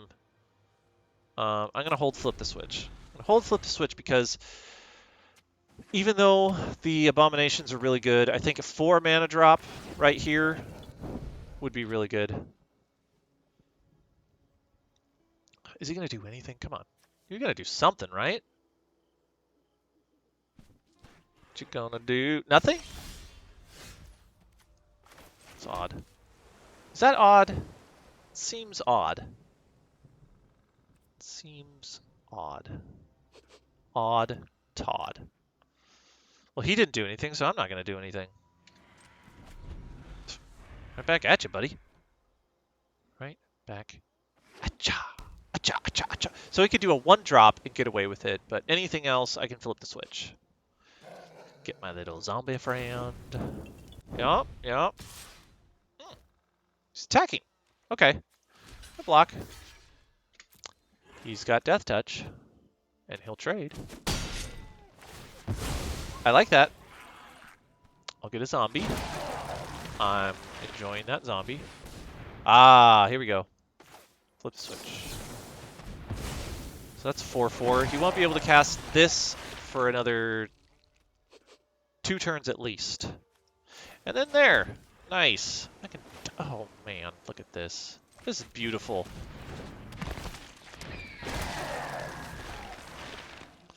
I wish I had another one of these. That would be so great. I just win so fast. It's unfair. Okay, so I want to go in the air. He's not attacking on the ground, so I want to go in the air. And I can actually get away with a lot of attacks here. Let's go ahead and do it. Let's go all in. He's going to block one of my 3/2s. Yep. And he's going to take the rest, 5 damage. But look at how much I've got on the board now. Like, I would not want to be him. He just took 5 damage. But next turn, if I attack with everything, he takes 5 plus 6, which is 11, which puts him at 4, which definitely puts him in death range next turn. So he's in a bad way right now. Ooh, that's a good card. Ward 1. Okay. Ah, nice. Okay, let's do this first so that we can get away with it. That's sorcery speed. Nice. We cast a spell this turn, so we don't need to worry about this guy flipping. He doesn't have reach, so what we're going to do, we're just going to attack in the air for 6. And that's enough for me. I'm totally cool with that. We don't have enough black mana to do both of these, so I'm just going to hold the spell. I don't want to run out of spells to cast for this guy. I don't want him flipping. He looks scary. 2 extra damage here. Hopefully he attacks with him, which I doubt he'll do. I don't know why he would attack with him here, because he's got a massive blocker here that's preventing me from attacking with everything. That's 2 creatures that I could... Okay, yeah, that's fine. That's fine. That's a card he's cast, so it's not going to turn from day to night, or night. Yeah, not going to turn from day to night, so because he cast a card on his turn. He is attacking. Ooh. Huh. Okay. I will take it. I will take that damage. Gladly. Gladly, sir. Sir. Columbus? Mr. Columbus? Okay, does he have enough blockers to survive? Activate only once per turn. Definitely playing that. Yeah. Okay, so I'll just sack the thing that he blocks. That's beautiful. Okay, so I go all in. I sack the thing that he blocks. We're good. I've got a nice 4/4 here. So attack, attack, attack, attack, attack. Go all in. Those guys activate.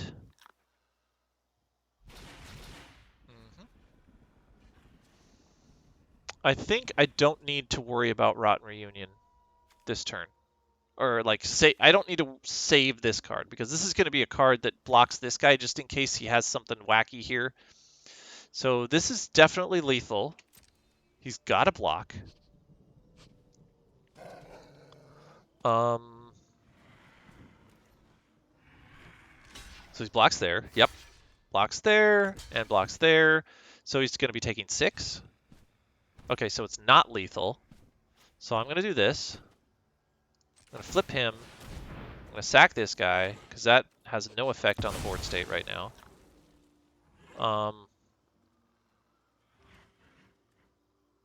What's he going to do, though? Oh, what? Oh, that didn't do very much at all. That just saved one of his dudes. Okay. Ooh. Oh, but it's got ward. The stupid ward. If I wanted to cast that, I'd have to pay 1 more. This is lame. It's lame, right? This is lame. 4/4. Definitely kill him. I've got 2 guys in the air that'll definitely kill him. He's probably going to go all out here in hopes that... Oh, he's got enough mana to pump a thing, so that's good. So I'll probably just block something that's scary, and then I'll just attack in the air and win, because he doesn't have any blockers. I don't care about blocking anything right here. Well, he's drawing stuff, though. Oh, he's just gonna quit. Okay. Save me the trouble. Okay. Let's see. What now? What now, sir? Columbus, you have been outwitted. Please return to your drawing board. Let's play. Keep going. Two more to go. This is going to be hopefully a very successful little draft that we have that we can post and brag about. Even if we just walk away with 5 wins, it's still a major success in my opinion because you get prizes back what you paid into, right? I mean, you're getting gems for gold in this case because I paid gems to get in, but if I paid gems, then I'd be getting back those gems at 5 wins, I think. Is this a keepable hand? Doesn't seem like it, does it? I don't think either of these cards are really worth playing early. I don't like this hand. I'm mulligan. Oh, man. 3 lands again. Well, we know which card to take out of our hand. This hand is almost not much better, but it's keepable. It's definitely keepable, so we're going to keep it. Ditch the black card, even though we'll probably draw a black land or an evolving wild or something. But we need to draw some stuff. We need to do some stuff, man. You know, like we got to do some stuff here. Ah, there we go. That's something we can cast. I sacrifice my Silverbolt for 3 damage, and then I put it back in my hand and do it again. That's not how that works. Ooh, that's good. But you know what? It's dead next turn. Thank goodness I can get rid of that thing. That is an evil card right there. Ugh, that card. It's pretty good. It's a really good card. One of the best red cards I've seen in a while. Back from my why can't I even Remember that. It was a goblin card that was really good. Ah. Oh, man. That sucks. Okay, so we're going to have to play this to get rid of his goblin dude.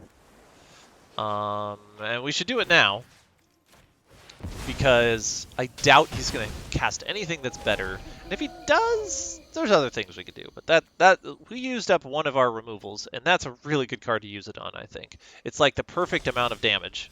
I don't know why he even played it, honestly. He knew that I was going to do that, right?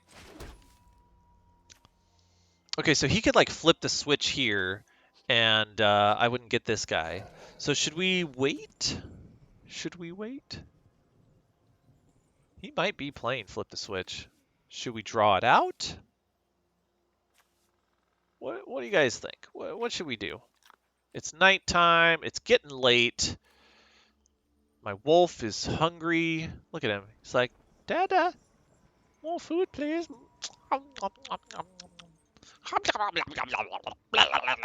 Okay, so let's assume. You know what? We're not aggroing this. We needed that black mana. We're gonna use that black mana. Let's just call it, and then I don't know what he's got in his deck or what he's playing. Okay, so he's playing spells. He's playing red-blue spells. Should have known that from the colors he's playing, but he could still be playing flip the switch very easily. I'm gonna look for a black.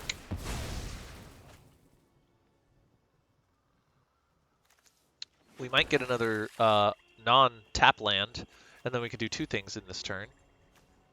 This is kind of a scary spell.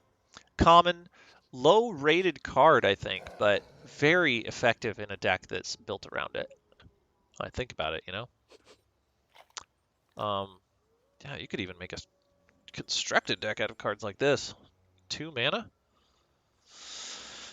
All right. Let's see. Geist Wave. No, not going to do that. All right. Nice. We can do two things. Sweet. Okay, so we're going to do this. We're going to do this. We're not going to bounce this thing. We're going to get away with as much as we can so that he's not, like, flipping the switch on us, because we don't need him doing that. And we could use this guy's ability on this turn. That's pretty cool, right? We could double block to kill this thing and then use the ability and lose both our guys to a spell. Or since he only gets +2, that puts him at 3 power, so he won't be able to kill both of our guys if he attacks. Yeah. Okay, so here's the question. Do we block? Does he have 2 spells in his hand? If he's got 2 spells, it means that he's got a blue spell and a red spell. Or he's got 2 red spells, in which case they're probably removal spells. I think in this case we want to get rid of this creature, and it's unlikely that he's going to be able to save his creature. So I think it's too bad we don't have a Geist Wave as like a backup plan here. But, or even better, a Revenge of the Fallen, Revenge of the Drowned. But I think maybe this guy's going to prove me wrong here, but I think that blocking is the better choice to get rid of this thing, because even if he does have an instant, he's going to... Nope. You know what? He's going to have an instant that takes out one of my creatures, and then he's going to get rid of both my creatures, and I'm not going to be able to kill him. So I'm not blocking. He wanted me to block. He obviously wanted me to block. He really wanted me to take out, to lose one of my creatures. Yep. So he was gonna kill one of my creatures in response, and then I wouldn't have been able to. That's a good thing that I walked away from that, because I did not want to have to get stuck. Oh yeah, do this obviously. So technically I could have blocked with one creature, knowing that he was gonna. No, because he just would have killed the other creature. Oh, interesting. Is this a good card to take control of? It might be.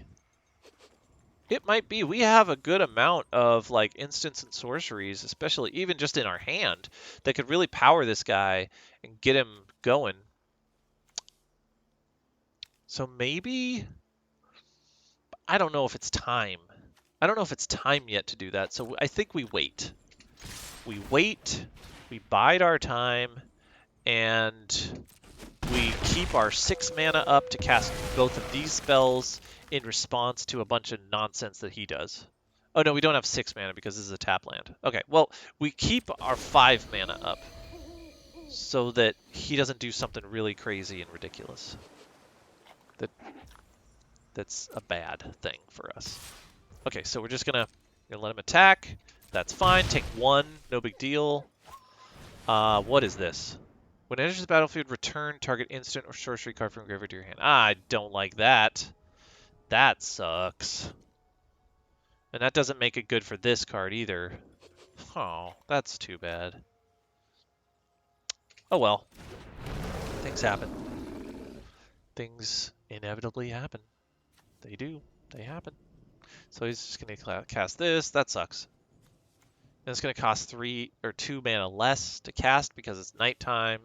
And it won't change to daytime anytime soon, I don't think. That sucks. So he's got some major advantage here. I'm going to go ahead and look for a swamp because I think that that's the play that we want to do. Look for a swamp. And then I'm going to leave this guy up as a blocker probably next turn. Yep, okay. I think that's good. Yeah, go ahead and resolve that, and I'm not doing anything else this turn. Oh, nice. Interesting. Okay, so I'm gonna no attacks here. Turn. I'm probably gonna bounce this guy, and if he attacks with both, I probably should block this guy, huh? Yeah. Is he just gonna kill my dude first? Let's bounce him back to my hand. Let's draw a spell out of that. Let's make this worth my while. I'll draw a card out of it. That gives me card advantage. That's nice. And then he gets plus bonus. He's going to attack with both this time. And I think he's not going to cast any more spells. I don't think he would do that. If I move on to, so this is blocker's phase. If I pass this, then he just gets through, and I don't get a chance to do this. So I'm going to do this now. He may have something that like says like he might flip the switch here. That would be a smart move for him. He doesn't want to have to be casting that thing again. Ah, okay. So I take 2. I'm okay with that. He's playing a deck of mostly spells, not a lot of creatures, so this puts me in a nice position, I think. Okay, so this requires 3 mana to pull off. So I just need to make sure that I have 3 mana available. So I've got 5. I can cast something that costs 2 and still have 3 up. So I'm going to do that. I'm going to Siege Zombie. What are you doing, dude? What you doing, dude? And I don't think that I can get away with... Oh, no, I can. I can attack and sacrifice him after he deals damage, I believe. Because that could be on the stack. Sacrifice it at end of combat. At end of combat. So it goes on the stack and then I sacrifice it. I believe. It could be wrong. But I think that that's how that works. I'm going to have to put full control on. And then I wait for him to deal damage. Okay, so next, I attack.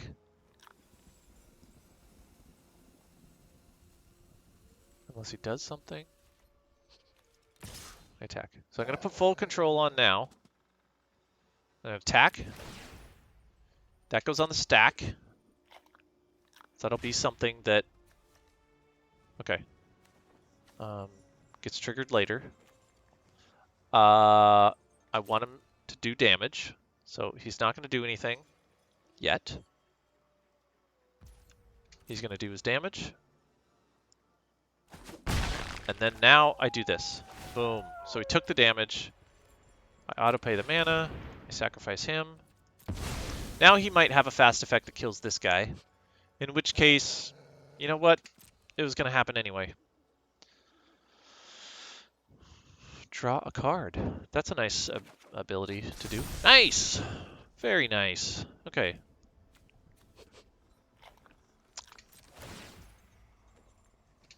Cool. Sweet. And turn. So I've got a blocker. A nice little blocker here. Oh, I still got full control on. I don't need that anymore. Ah, yeah, nice. Much nice. Much nice. Mucho niso. Do I attack? I don't think I need to. I don't think he has a counter for 2. Do I attack for 3? Maybe that's the thing I do. Yeah. I think maybe I do attack here. Yeah. I think attacking is the better choice than anything else that I would be doing. Attack with both. I've got 4 mana up just in case he tries to finagle some sort of trick. He might block the siege zombie with his 2/1. Yep, he did. Oh, okay. Cool. I am totally okay with that trade. Okay. Yeah, now I'm going to bounce this dude. I was probably going to bounce him eventually anyway, but this is like the perfect time to do that. Because he was going to kill my dude, which I couldn't let him do. Yeah, this is a perfect time to do this. I get my zombie. His guy go backs on top, so he don't get no love from his deck. He ain't drawing no lands unless he had lands in his hand already. One thing I wanted to ask you guys, if any of you play on your phones, I play on my phone often, and one thing I've noticed is that my opponent's pet will sometimes cover up his planeswalkers that he plays. So, like if I want to, or enchantments rather, not planeswalkers, but enchantments. So he'll play an enchantment or an artifact or something, and then on my phone, the pet covers up that card. So it's like, it's really hard, like with my giant, silly, nubby fingers, like I'm trying to press to see on that artifact what that artifact is doing or something. Excuse me. And I can't do it, you know? Let me go ahead and attack with everything here.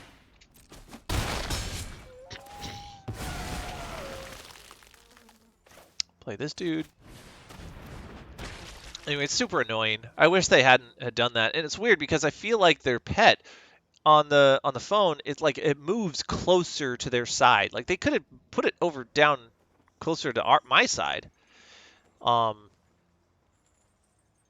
I mean, it's not like it affects their gameplay. It affects my gameplay because it's on my screen. I'm the one that's seeing this. I think it's kind of dumb how they did that with the pets. They could just move it down. Just move it down already. There's my little rant about the interface. The user interface. I notice these things because I'm a designer and I know about that type of stuff. Hey, that guy's a zombie. I could totally gain control of it. That's not a bad play. Except I'd have to sack a creature, and I don't have any disposable zombies at this time. I do have this guy that's never untapping, so I could sack him. I'm not going to be doing anything with him. I don't have any enchantment destruction, so I might as well. All right, let's see. Take an island with this. Boom. And I get an island. Look at that. Okay, so I'm going to go ahead and do it. Just because I'm in such a good position right now, unless he has that red wrath spell that he's been like saving up, I think this will allow me to get a major advantage on the board. So I can attack for 5, he'll go to 3, and then he's got to pull something real nice out of his butt to stop me here. Blue, red, white. Okay, interesting. You've got 6 mana and a lot of good colors. Can you pull this off? All you got to do is be able to block these 2 creatures or get rid of one of them or get rid of this enchantment. I don't think that's going to be enough. Oh! Oh! Okay, but it's not night. You need another mana to cast this. Mr. Sir Wiener. Wow, we get a lot of very English type gentlemen. Sir Wiener. I'm just making them English in my when I say them. Sir Wiener, or is it Wiener? Sir Wiener. He's got 2 blockers. Good for him, but unfortunately, he's got a block with both of them. I've got a card in my hand, so I'm just going to go ahead and go all in. If he doesn't block one of them, like if he tries to double block this guy, then he dies. So he's got to block the 2 big dudes, which means that he's going to lose both of his guys. I am going to lose this zombie, but I'm going to gain a zombie out of it. And then he's taking 2 and going to 1, so he's in a real bad way, I think. Yeah. I can keep my big dude. Nice. Okay, I'm just going to leave this swamp in my hand. It's not going to make a difference. Oh! His Moonrager Slash is now playable for 1. So that could come into play here. He's at 1, so he's got to get rid of 2 of my creatures in order for him, and to put out a blocker. So he's going to get rid of 1 of my creatures. He's still got 1 left to get rid of, and put out a blocker. Can he do it? He's got 5 mana. He could do it. If I could do it, he could do it. He's got 4 cards in his hand. He's got card advantage here. He can do it. Come on. Gain 2 life. That's not gonna work. No. It's not gonna work, dude. Come on. Something better. You got 3 mana left. 3 mana left. You just got to get 1 blocker now, or get rid of a creature. Get rid of my disposable creature. Come on. Come on. Maybe he's got like an instant. Oh, there's a blocker. Oh, there we go. Okay. Another siege zombie. Well, I'm not tapping my guys. I'm attacking. But let's put this. Let's attack first. He may have something that kills. Nope. Didn't have it. Did not have it. Okay, so he's in the same position as last turn, except now he can gain 3 more life and go back up to, or is it 3 life or 2 life? So he can gain 2 life, go to 3 again, put out another blocker, block my 3/2. He can do the same thing again, and he's drawn lots of cards, so he might be able to do it. Are we rooting for him right now? What am I doing? Sir Wiener. Sir Wiener, please tell us your plans. He just gives up. Whatever. Sir Wiener of Camelot, won't you please join us in our knighting ceremony to welcome the new knights into our kingdom? You are a hero amongst your kind. Nice. Okay, so yeah, what is the gem cost to join? I think it's either equal to or less than the reward of 1,600 gems. So I think, yeah, I won my monies back at 5 wins, and now at 6 wins, I'm winning a lot more back. Let's see if we can get to 7. Open 6 packs. Super rewards. Come on, big money, big money. Sir Wiener, who is your friend I see? Rekmar1. He is not my friend. He is my enemy. Rekmar has been a thorn in my side since before I can even go back in my mind and think of the time when Rekmar was a really bad dude, in my opinion. Real bad dude. Okay, we're gonna look for a swamp with this one. I should be talking about gameplay here instead of just. Okay, that's a really good card.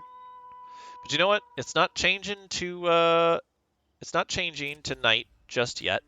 We've got some stuff that we're gonna be doing. Let's see. This will be black.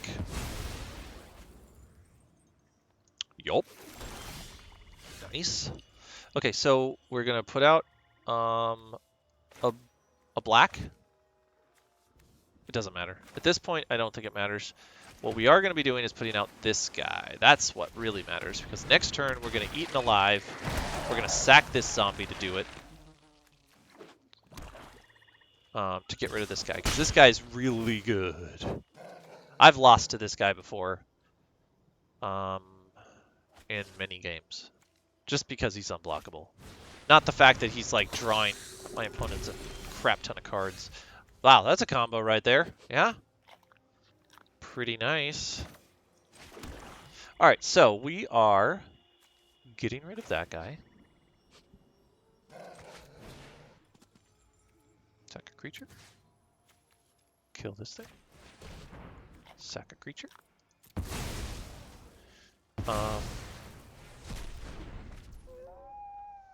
What are we doing next? I think he's got 5 cards in his hand. I think Siege Zombie is the best play here. Go ahead and attack in, and we could trade this guy for this guy. I don't think that's a bad trade.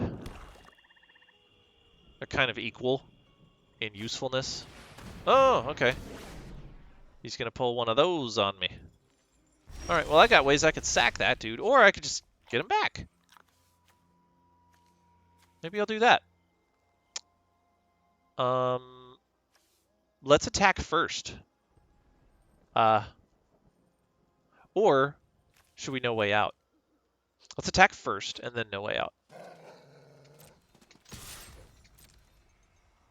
Is he gonna block? Nope, didn't think so. We're gonna no way out. And we're gonna have 1 mana open for Rotten Reunion.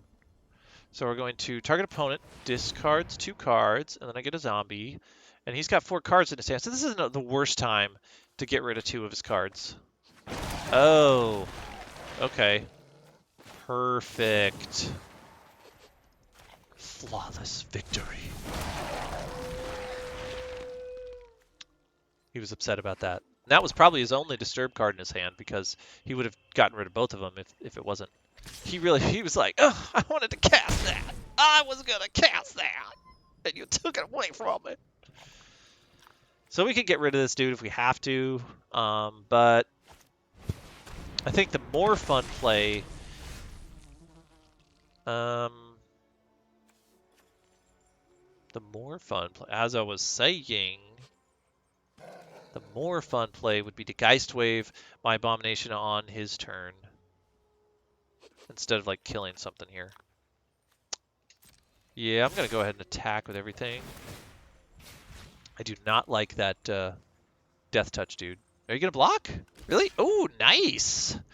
Nice. Nice. Very nice. Yeah, take him out. Get rid of that dude. We don't want him around. Santa Cruz is calling. It's a spam risk. Why do I get so many spam calls now? Does anyone know the reason? So many spam calls.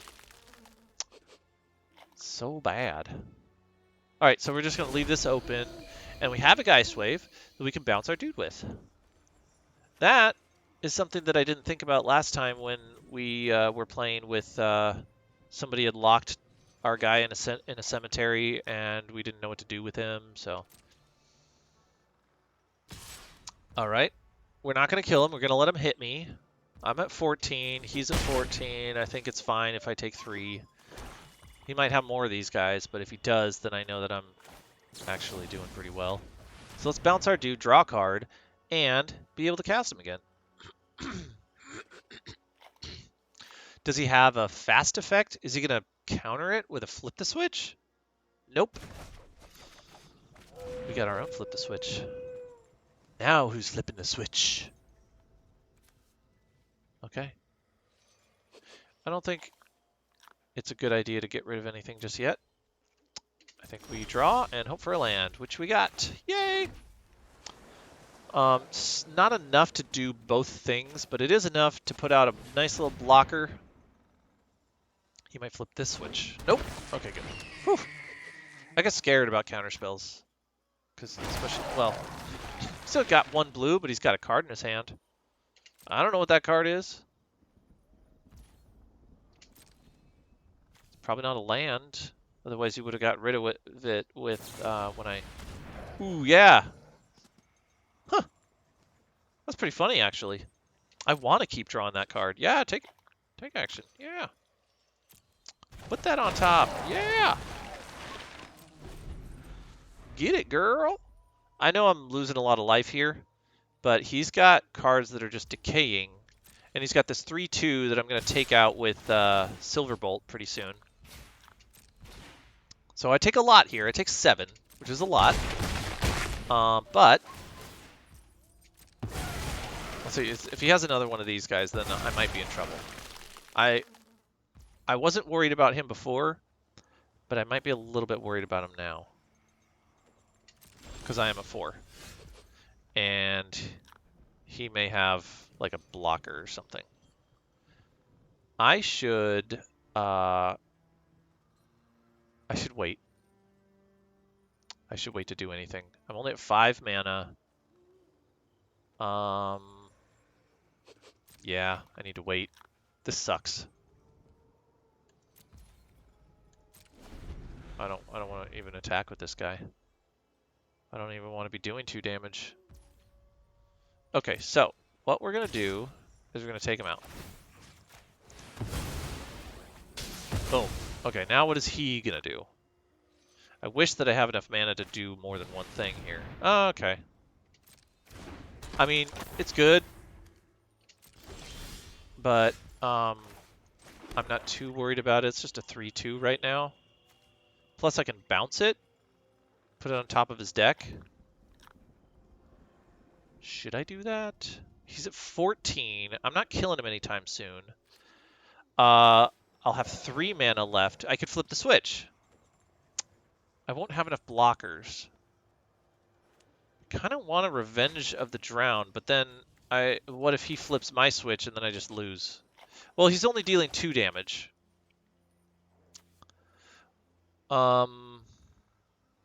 Yeah, let's flip the switch. Or, I mean, Revenge of the Drown. Let's Revenge of the Drown. No attacks. End the turn. We're gonna Revenge, and yeah, he's not, okay, there's that. Do this. Is he gonna flip the switch? I mean, I take 2 if he does. Try to counter this. So I'm not in lethal range, but this will stall the game in my favor. Let's see what he's got in his hand. Ah, okay. That's good. That's good for me. Because I can kill it really quickly. Nice. Okay, so I'm gonna do this, and then hopefully he'll attack, right? I'll just kill my dude. Still at 4. Still in good shape. I want to be able to do this at an instant speed, so I'm not gonna attack. I've got Flip the Switch in my hand, so I'm in good shape there. I don't mind trading for this guy because of Rotten Reunion.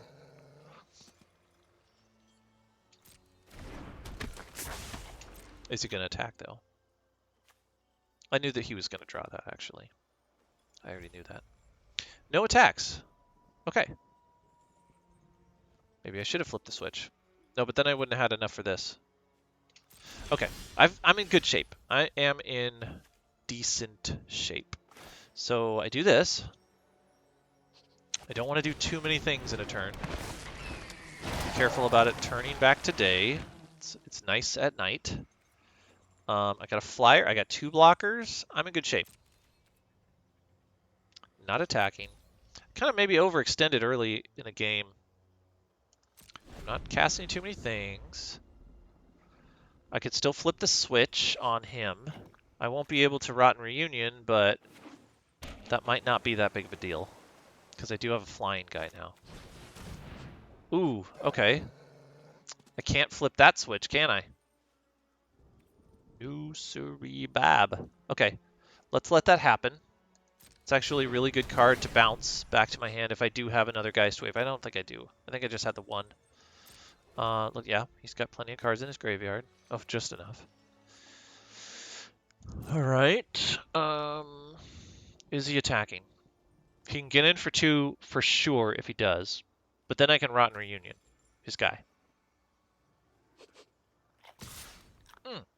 Perfect. Okay, so we're going to go into full control mode.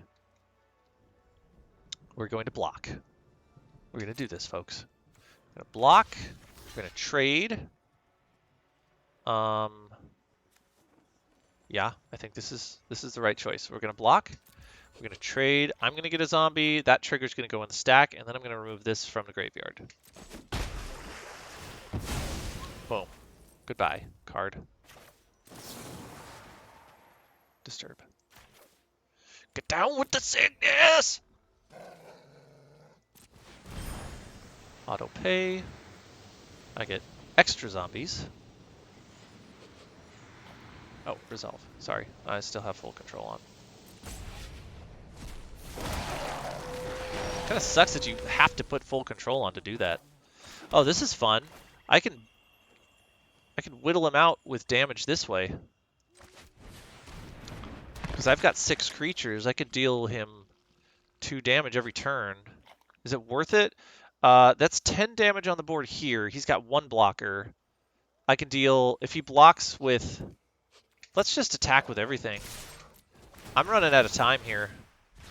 Oh, no, I can't actually kill him next turn. He's going to block 1, but he is going to go to 6, which puts him in range of danger range. It might not have been the right play, because I've got lots of stuff that I could draw that is like better. But let's see if he's got 7 mana. Okay, I'm gonna take 2, so that kind of sucks. And I didn't actually make use. Oh, that sucks. So I'm gonna have to block. Let's get rid of this and get an island. I don't want to be drawing more lands. I'm gonna have to block here. Man, I could have done that real differently, but he wouldn't have been another one of these guys. I gotta flip the switch. I gotta try and counter it. Do I? I mean, I'm just wasting this flip the switch if I don't. He's gonna cast, or he's gonna pay the 4. I want that 2/2 to put a little bit more threat on the board. He's gonna attack. I'm gonna have to block. That sucks. Okay, what do I draw? Not enough to win. Good game, sir. You took my 7th win away from me. And it was all because, was it because I attacked with all of my zombies? No, I don't think I could have won that anyway. These guys aren't blockers, you know? They don't block good enough. But I used my Rotten Reunion really well. I think that, I mean, if these guys had haste, I still wouldn't win. That's kind of dumb. Okay. Sucks to be me. Couldn't draw enough cards. Even if I drawn the card that draws me 2 cards, I didn't have the life to pay for that. So that sucks. But we did pretty good. 6 wins. Yeah, 6 wins. We get a nice prize, and we get to have fun opening packs. Let's do that. Let's open some packs. Let's make it a pleasant ending. I mean, it was already pretty nice being able to do all of what we did. It was a pretty decent draft that we did. Okay, Mask of Gristlebrand. Gristledad. He eats all of the gristle. It's my brand. Memory Deluge. Nice. I can put that in a couple of my decks. It's definitely playable. Is this guy any good? We've seen him in play before. His ward is really nice. I like that if your opponent doesn't have any cards in their hand, you can totally just like make this guy almost invincible. Which is really nice. Hexproof is such a strong ability. But ward, if your opponent can't pay the ward, then that's almost better than hexproof because it counters like effects. Well, it counters things. It counters a lot. Anyway, permanent with a ward becomes the target of a spell or ability. Counter it. I kind of like that a little bit better than they can't target it. I don't know why. I don't know why. Maybe it's not better. But the ward is really nice on this card. Whenever it attacks, for each creature card, exile this way. Opponent loses a life. And you gain a life. What's the difference here between the two? Whenever Trespasser enters... Oh, it's just the name. The name is different. That's the only thing. Enters the battlefield or attacks. Exile. Oh, exile up to 2 target cards from graveyards. Okay, so it does get better by 1 card of exiling for each creature exiled this way. So you could do more damage. This is actually pretty decent. I like it. I like it. It's pretty good. It's a pretty good card, you know. A pretty good card. Works really good with like graveyard removal type stuff, if that's a thing.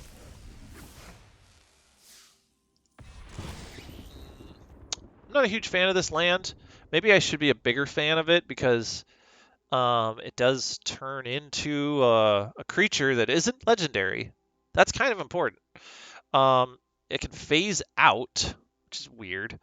And let's see, when it attacks, exile a creature card from your graveyard. If you do, each opponent loses X life. You gain X life. So this also works really well with like a exile creatures from graveyards kind of deck. It's almost like the same kind of card. It's neat. You have to sacrifice creatures to do it. But what's nice is, oh, activate only as a sorcery. That's really dumb. You can only sacrifice creatures at sorcery speed. That's annoying. All right, let's see what we get here. Galvanic Iteration. I can put that in a deck now. Okay, cool. So there's a couple cards that I can actually throw in some of my decks now. What have I got? Let's do that really quick before we log out. Let's look at our decks. And yeah, I was playing around with this on my phone. It's not great. It's really not. That's dumb. I was trying to make a dungeon deck. Just don't have the cards for it, and it's not good. This deck, no, it's this one. Is it Dragons? I think makes use of some cards that we just got. Let's see. Let's turn it this way. Memory Deluge. I added one of those. And Galvanic Iteration. Add one of those. So these are both flashback cards. I've got a lot of these, and 62 cards now. Could probably get rid of Consider. Now, there's some stuff I really need to get rid of because, I mean, probably one of these. Get rid of one Consider. Well, this counts as a land, so if I'm playing, oh wow, that's so many lands. Okay, so if I'm playing 4 Shatter Skull Smashings, I probably don't need to be playing this many lands. So I can eventually, if I wanted to make this deck more of a thing, I could get rid of all of these dragons because I don't think that's mainly the way this deck wins. I can add more Smoldering Eggs. That's kind of the most important addition to this deck that I'm missing. I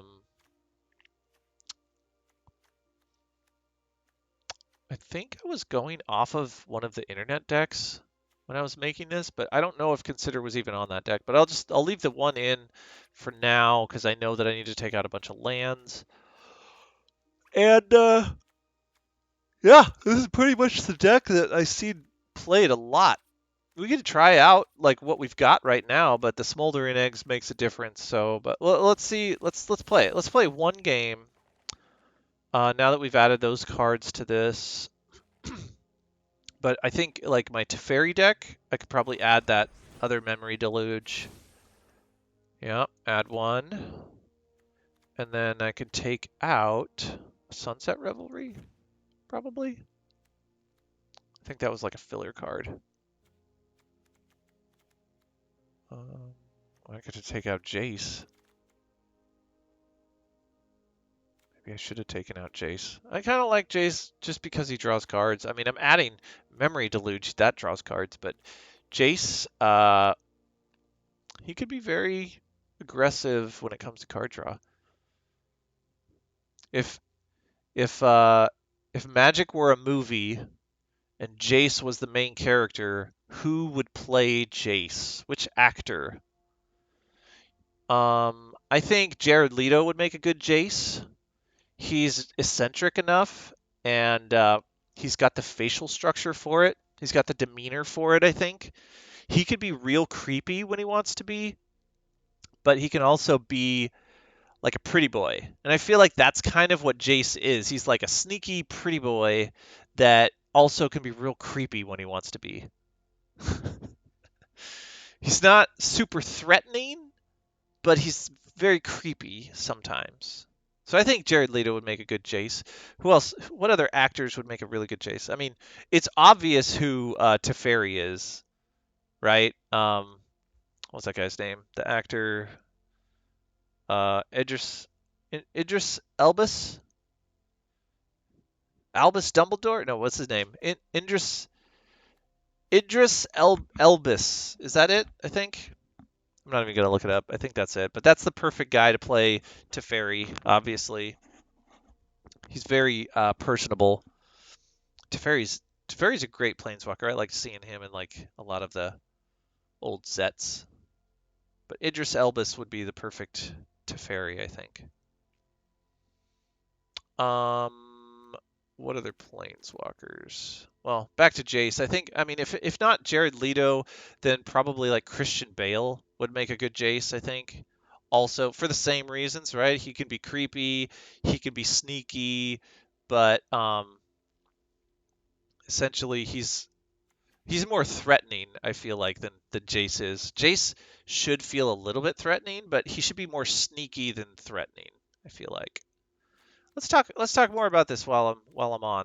This is fun. I like doing this. Let's look at planeswalkers. And then let's look at actually here, let's look at older planeswalkers. Let's save this. Let's go done, and then let's look at some of the older planeswalkers. Because you know, if they were making a movie, they probably wouldn't add a bunch of these like newer planeswalkers. So let's look at all the planeswalkers of old. All right, yeah. So Gideon is a staple. He would have to be in the movie, right? Over Elspeth. I mean, you could have both, but I think Gideon and Elspeth actually make a nice little couple, don't they? They could have like a little romance. I don't know what the lore is for Magic when it comes to these two people together, but I mean, they're like, look at them. They look like they're from the same era, same time period, same region. They look like they'd get along. They have a lot in common, right? He's like, I'm a soldier. Yeah, he turns into a soldier, and she's like, I command soldiers. I command you, Gideon. As you wish, madame. She'd make a good leader for Gideon, and he'd make a really good follower for Elspeth. So I think let's see, Elspeth, she's brunette.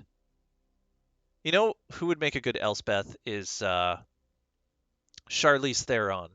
She'd make such a great Elspeth, I think. She could be a badass when she needs to be. She's played badasses before. I liked her in Aeon Flux. Not the best movie, not the best adaptation of an excellent anime series. But yeah, I think Charlize Theron was a good pick for that movie. You could also do, I mean, a lot of people might say like Scarlett Johansson because she's done Black Widow, but I think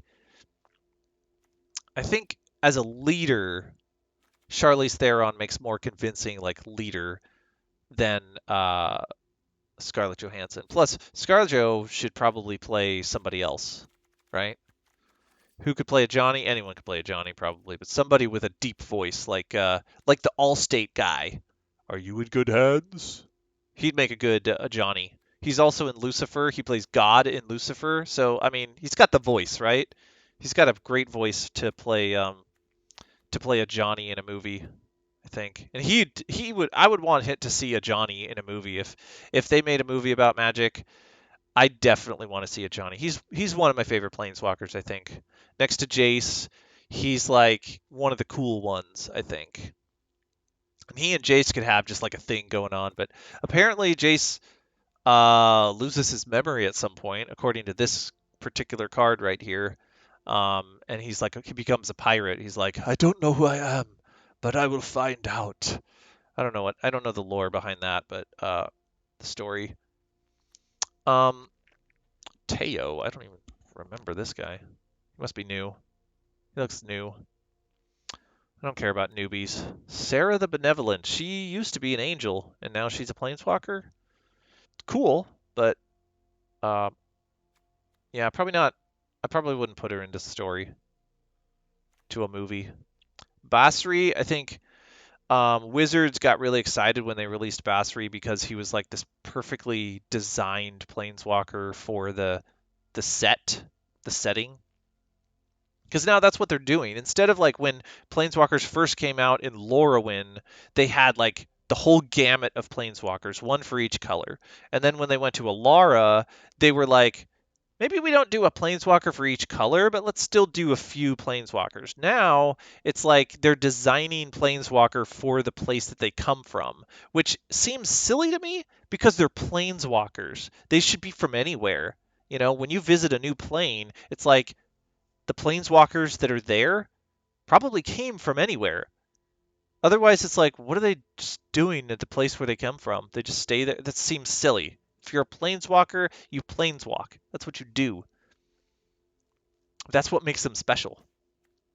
If they were just like if this was a guy that could just do other things, um, I feel like anybody could do that.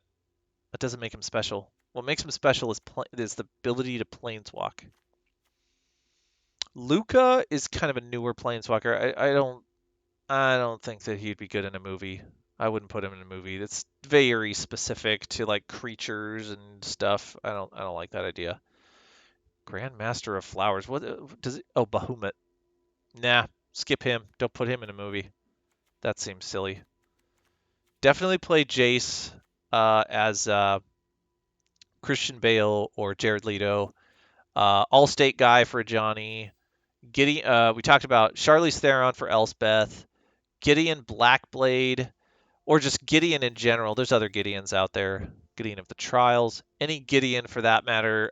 Who should play Gideon? That's a good question. Who should play Gideon? Somebody with excellent facial hair, but a nice scowl. Just going off of these two pictures. No, he's got to be somebody with amazing physique. You could like cast a new actor for this guy probably, because he's probably not going to have a lot of words to say. He's probably just more of a doer and a screamer. Somebody who has a good scream, you know? Maybe somebody from the Game of Thrones franchise. Seems like would be a good placement for this guy. Um, the Wanderer. Is this even a thing? Are they even a person? Seems so weird that like this is a planeswalker. I don't know. It doesn't really fit into the story very well, in my opinion. Neither does Teo. I don't know what Teo is. I make golems. An illusion. I am an illusion. Tricks are what whores do for money, Michael. I'm an uh what is it? I do illusions. Yeah.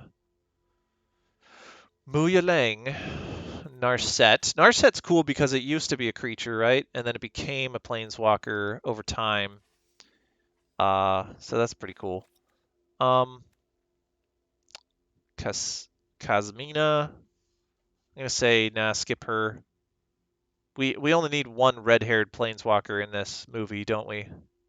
And we know who that needs to be.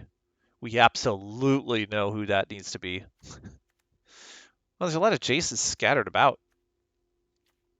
Wonder why they're not all together. They're not. Oh, it's based off of mana cost. So yeah, here's Teferi, Idris Elba is I don't know. I can't say his name right now. Mordekainen. Let's skip him. Let's not put him in the movie. Tezzeret, maybe in the movie. I don't know yet. He's like I don't know if I'd put him in a movie. He would make a good villain. He'd make an excellent villain. But I don't know. Liliana definitely needs to be in the movie, and gosh, she's my favorite. I don't know who I would have play Liliana, but she'd be super important. One of my favorite planeswalkers altogether. Her storyline is so great, right? Let me find some more pictures of Liliana, get inspired. Maybe Brie Larson. Brie Larson could play Liliana. Or, sorry, what am I saying? Yeah, Liliana. Brie Larson is Liliana. She's had some practice as Captain Marvel. I think she could do it. She could look like a professor. That's funny. All these planeswalkers say Liliana, comma, the name, and then her, Professor Onyx. This is who she was before she was a planeswalker? No. I don't know how this weird. Maybe she changed her name. I should look into the lore and stop just speculating. There's a weird dude or chick. Yeah, she's a chick. Looks like. Zariel, Archduke of Avanos. Rowan and Will. Will and Rowan. That would make an interesting include for the movie. Like some twins, twin magicians. Kind of neat. Soren, I would definitely want in the movie. I would definitely want Soren. Do we have any other Sorens? Davriel. No, too cheesy. He'd be great for like the sequels, I think. Oh, Tybalt. How did you get so powerful? God of Lies. You were like the weakest planeswalker ever, and then all of a sudden now you're like, look at me, carpeted jewels. I'm a god now. He's too weird. He's too extravagant to put in a movie. Davriel. Oh wait, Davriel. It's the same dude.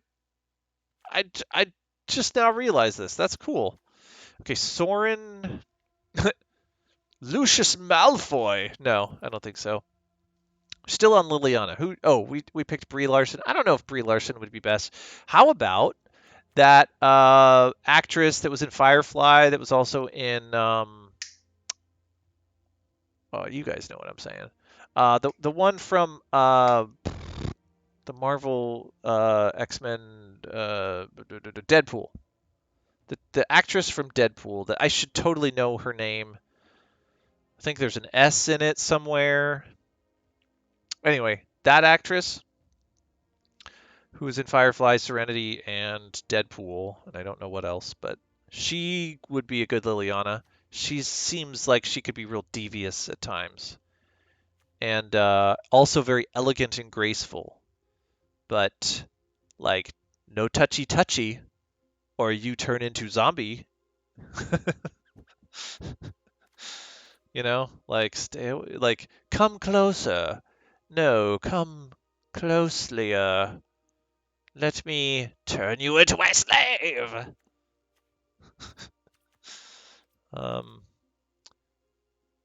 Yeah. Yeah. Any of those people would be good, I think, for Onyx. But she would be probably okay. Maybe not my favorite female planeswalker. She's definitely up there.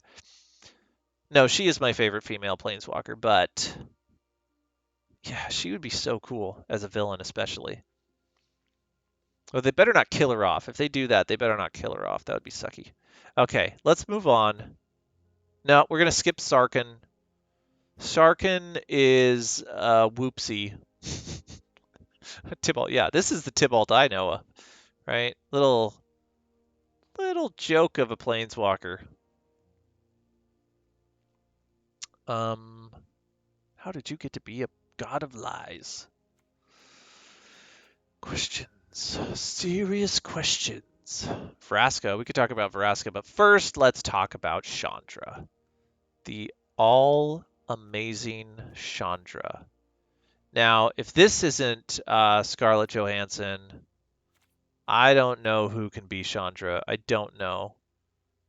Nope, not Jaya Ballard. No, she an oldie. Susan Sarandon as Jaya Ballard.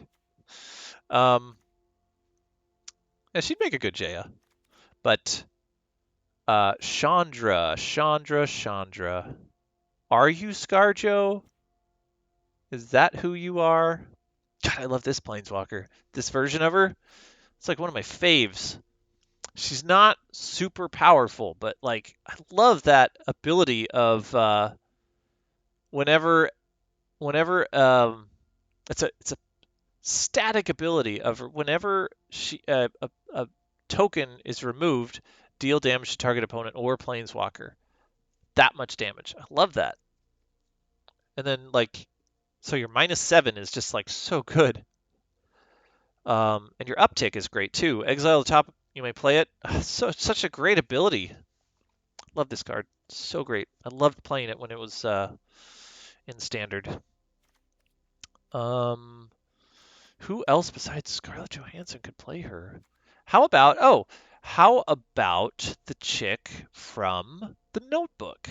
What's her name? She was also in the high school movie with the actual redhead. Why can't I think of movie titles right now? This is embarrassing. I'm usually way better at movies. But Chandra, she's got a lot of looks to her. I think Scarlett Johansson could pull off a lot of different looks. But you know what? I think I know what you're thinking. You're looking at some of these pictures and you're like, well, it's totally obvious it should be Scarlet Witch. She's one of the Olsens. Something Olsen. Yeah. But yeah, that's what you're probably thinking. She should be Scarlet Witch. But come on, don't you think Scarlett Johansson? I mean, she could totally play this chick, right? With the armor and the fiery hands, the fiery hair. Totally ScarJo. She'd be like the main character. Her and Jace, they make such a great pair. I love it. I love Chandra versus Jace or Chandra with Jace. Eliwick. Vivian. Vivian. Who am I looking for? Nissa. Nissa would be fun, but I don't know if I'd put her in the movie. Ren and Seven, nope. You don't get to be in the movie. Eliwick, nope. What are you? Are you like a hobbit? Sarkin, no. We already said no to you. Freylise. I don't know about Freylise. Vivian? Vivian would make a more fun planeswalker to put in. But Nissa, I think Vivian. You should have a Vivian. And this should be Vivian should be I don't know. Garruk?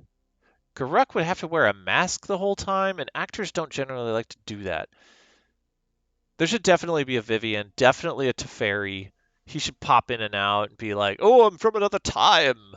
I'm from the future." Kaya, she could be in it. I'm not a huge fan of her. She seems like she's kind of like annoying. I don't know why. We've already got a lot of female planeswalkers in the movie. Yeah, Idris Elba. There you are. I don't know about Dovin. Dovin. Yeah, Ashiok, no. She is so creepy looking. I don't know if anyone would allow her to be in a movie just because of how gross she looks. She's so nightmarish. And she's too powerful. I feel like the ability of what she does is too much. It's too much. I don't think this should be in a movie. Tezzeret, good villain, but I don't know who should play him. No Dovin. Yeah, that's totally Idris Elba, right? Look at his face. It's totally him. Yeah. Soren. Definitely not Lucius Malfoy. Not that guy. His hair was ridiculous in Harry Potter, right? So fake looking. Um, how many of you caught who watch the show Sex Education that Lucius Malfoy played the old principal's brother? Did you guys catch that? I thought that was pretty cool. Him showing up as like a total dick. Raoul, is it vice? Too cheesy looking to be in the movie. Let's skip him. Angarath, nope. You don't get to be in the movie. You're too animalistic. You're too Minotaur-y. Vraska, she's weird. I don't know if I'd put her in the movie. Nissa, we already talked about her. No. Garuk, he's a badass. He could be played by The Rock. The Rock is identifiable enough that where he doesn't need to show his face. His thing is his smile, right? His smirk. He has that smirk that's so identifiable. You could cover up his face in like a Zorro mask type thing and then make it work. And he is buff enough to be Garuk. If anyone is, it's The Rock. Dwayne Johnson. Arlen, no. We'll skip you. Domri, that would be weird. Domri is, I guess, a dude, but like a little dude. He's like a tiny little dude. I don't know about that. Samut. Nah. Two B-list. I don't even know who you are. Samut. Where'd you even come from? Oh, there's two Samuts. Okay. You came from this. Yeah, you're wearing the same thing, so you definitely came from this area. Who else? Nahiri. Too much makeup. Would be too difficult. Too annoying.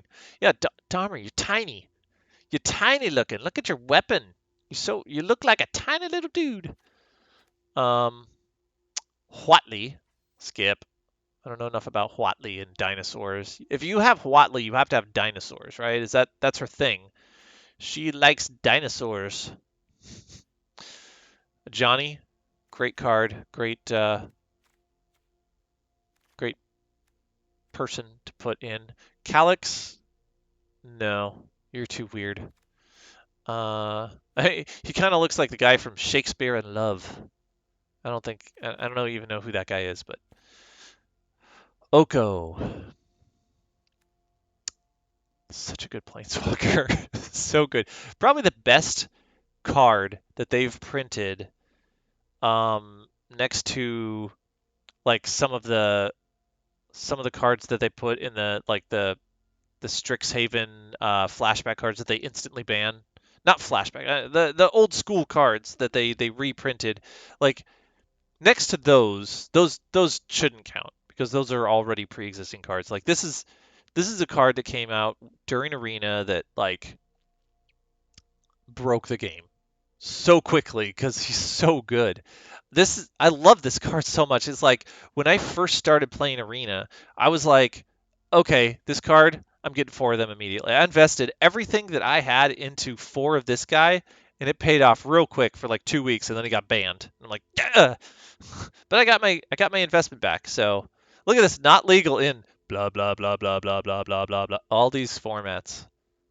Jeez, they're never gonna. It's so unfair. They print this card not knowing how good it's going to be. They're like, create a food token. Psh, no one's going to play this card because, like, no, what's a food token, right? Am I right? But, like, come on. This card is so good. I want to play this card. I just want to play it. It's so much fun to play. So much fun.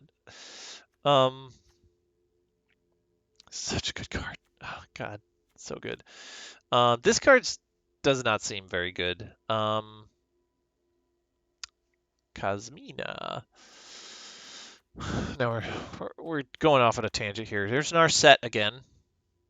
This is pre. No, I don't know what this is. This is post blue Planeswalker Narset, but also post multicolored other Narset printing wise. I don't know about time wise. This might be like an earlier version of Narset because she definitely looks really kung fu-y here, right? How about the girl from Crouching Tiger, Hidden Dragon for Narset? Would that work? That'd be kind of neat to see her. Haven't seen her in enough things. She's really good. She's a talented actress. Uh, Kiora? No, we're not gonna put Kiora in.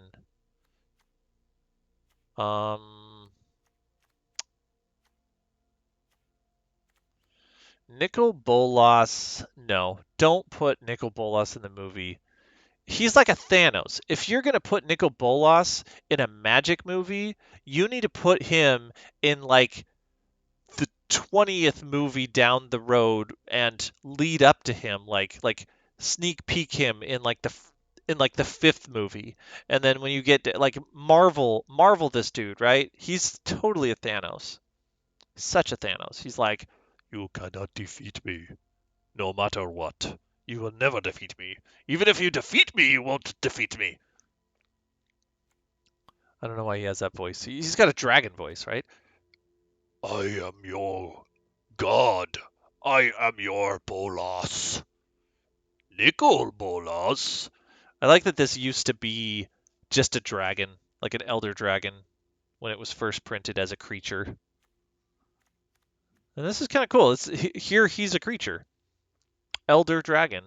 So, and he's the colors of the original Nicol Bolas elder dragon here. He's just a little different than the original printing. Well, a lot different because he turns into a planeswalker. This must be the uh, the moment, the card that represents the moment of him changing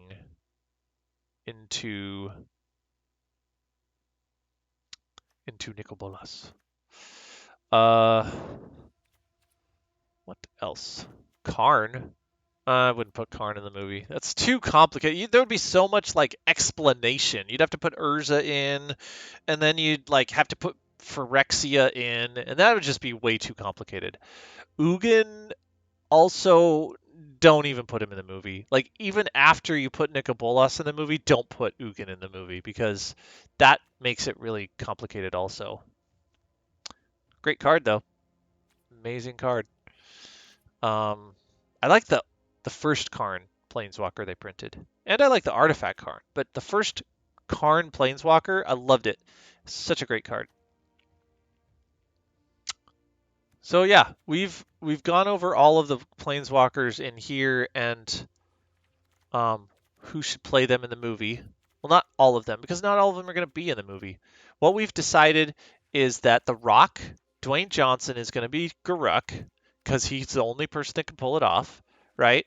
And so Garruk is Dwayne Johnson, and then we have Teferi as Idris Elba, and then we have who did we have as um no, I don't. I guess Garrux is the green planeswalker we're using, and and and then we have a white blue planeswalker. Dwayne Johnson, Idris Elba, uh, either the Olsen girl that plays Scarlet Witch, but I don't think so. I think this should be Scarlett Johansson as Chandra. She makes such a good Chandra. Maybe you need a younger actress for Chandra, but I think ScarJo would make a perfect Chandra. That's our red planeswalker. Liliana would be either Brie Larson or who was the other girl? Not that lady from the Notebook, not her. Who was it? Oh yeah, the chick from Deadpool, the girlfriend from Deadpool, that was also in Firefly and Serenity. She'd also make a really good Liliana, I think. And then Jace would be Jared Leto or Christian Bale. Christian Bale. Either one of them would make a great Jace, and they'd be like one of the stars of the show next to Scarlett Johansson. Has either Christian Bale or Jared Leto been in a movie with Scarlett Johansson, I wonder? I don't know. And then Elspeth, I think we already decided that who was that going to be? Shoot. Oh, I had it. Who was it going to be? I can't remember. You're going to have to remind me. I'm going to have to rewatch this. Go over my choices. The Allstate guy was going to be a Johnny, whatever his actor's name is. Are you in good hands? Because of his voice. And he's built nicely. He's built well. He's not like a scrawny dude. He could pull it off. And a Johnny seems like an old soul, right? Like he seems like this grizzled old dude. So you need somebody who's like older. Um, not Morgan Freeman old. But you could also do who's Morpheus? Lawrence Fishburne. He's got a nice deep voice that could play a Johnny really well. I think because Lawrence Fishburne is such a iconic character in the Matrix series that you could identify with his voice really well, but the Allstate guy's voice is just really resonating. So I think that yeah, Johnny should be him. And then gosh, who was Elspeth? Who was Elspeth? I can't remember. Did I say an actor's name? I'll have to come up with these. I'll have to do my research, look up the names of these things that I keep missing. Oh wait, there's a Teo here and a Teo here. Okay, so this is the same dude. Creates illusions. Token creature. A white wall creature with defender. Or well, we've had some fun. We talked about some stuff. Nope, not making a historic deck right now. But I think it's time to log off and bid you all a fond farewell. Thank you for watching if you watched. If not, tell your friends to watch because I need watchers to get this rolling. I could definitely use some subscribers and some popularity so that like I can invest more of my time and monies into this Twitch. Man, this is a 4-hour stream. I've almost made it exactly 4 hours. Pretty sweet. Oh, but the recording's going to be shorter because I took a break. But all right, well, I guess I'll see you all later and have a great rest of the week. Or I'll see you tomorrow, probably. Take it easy. Bye.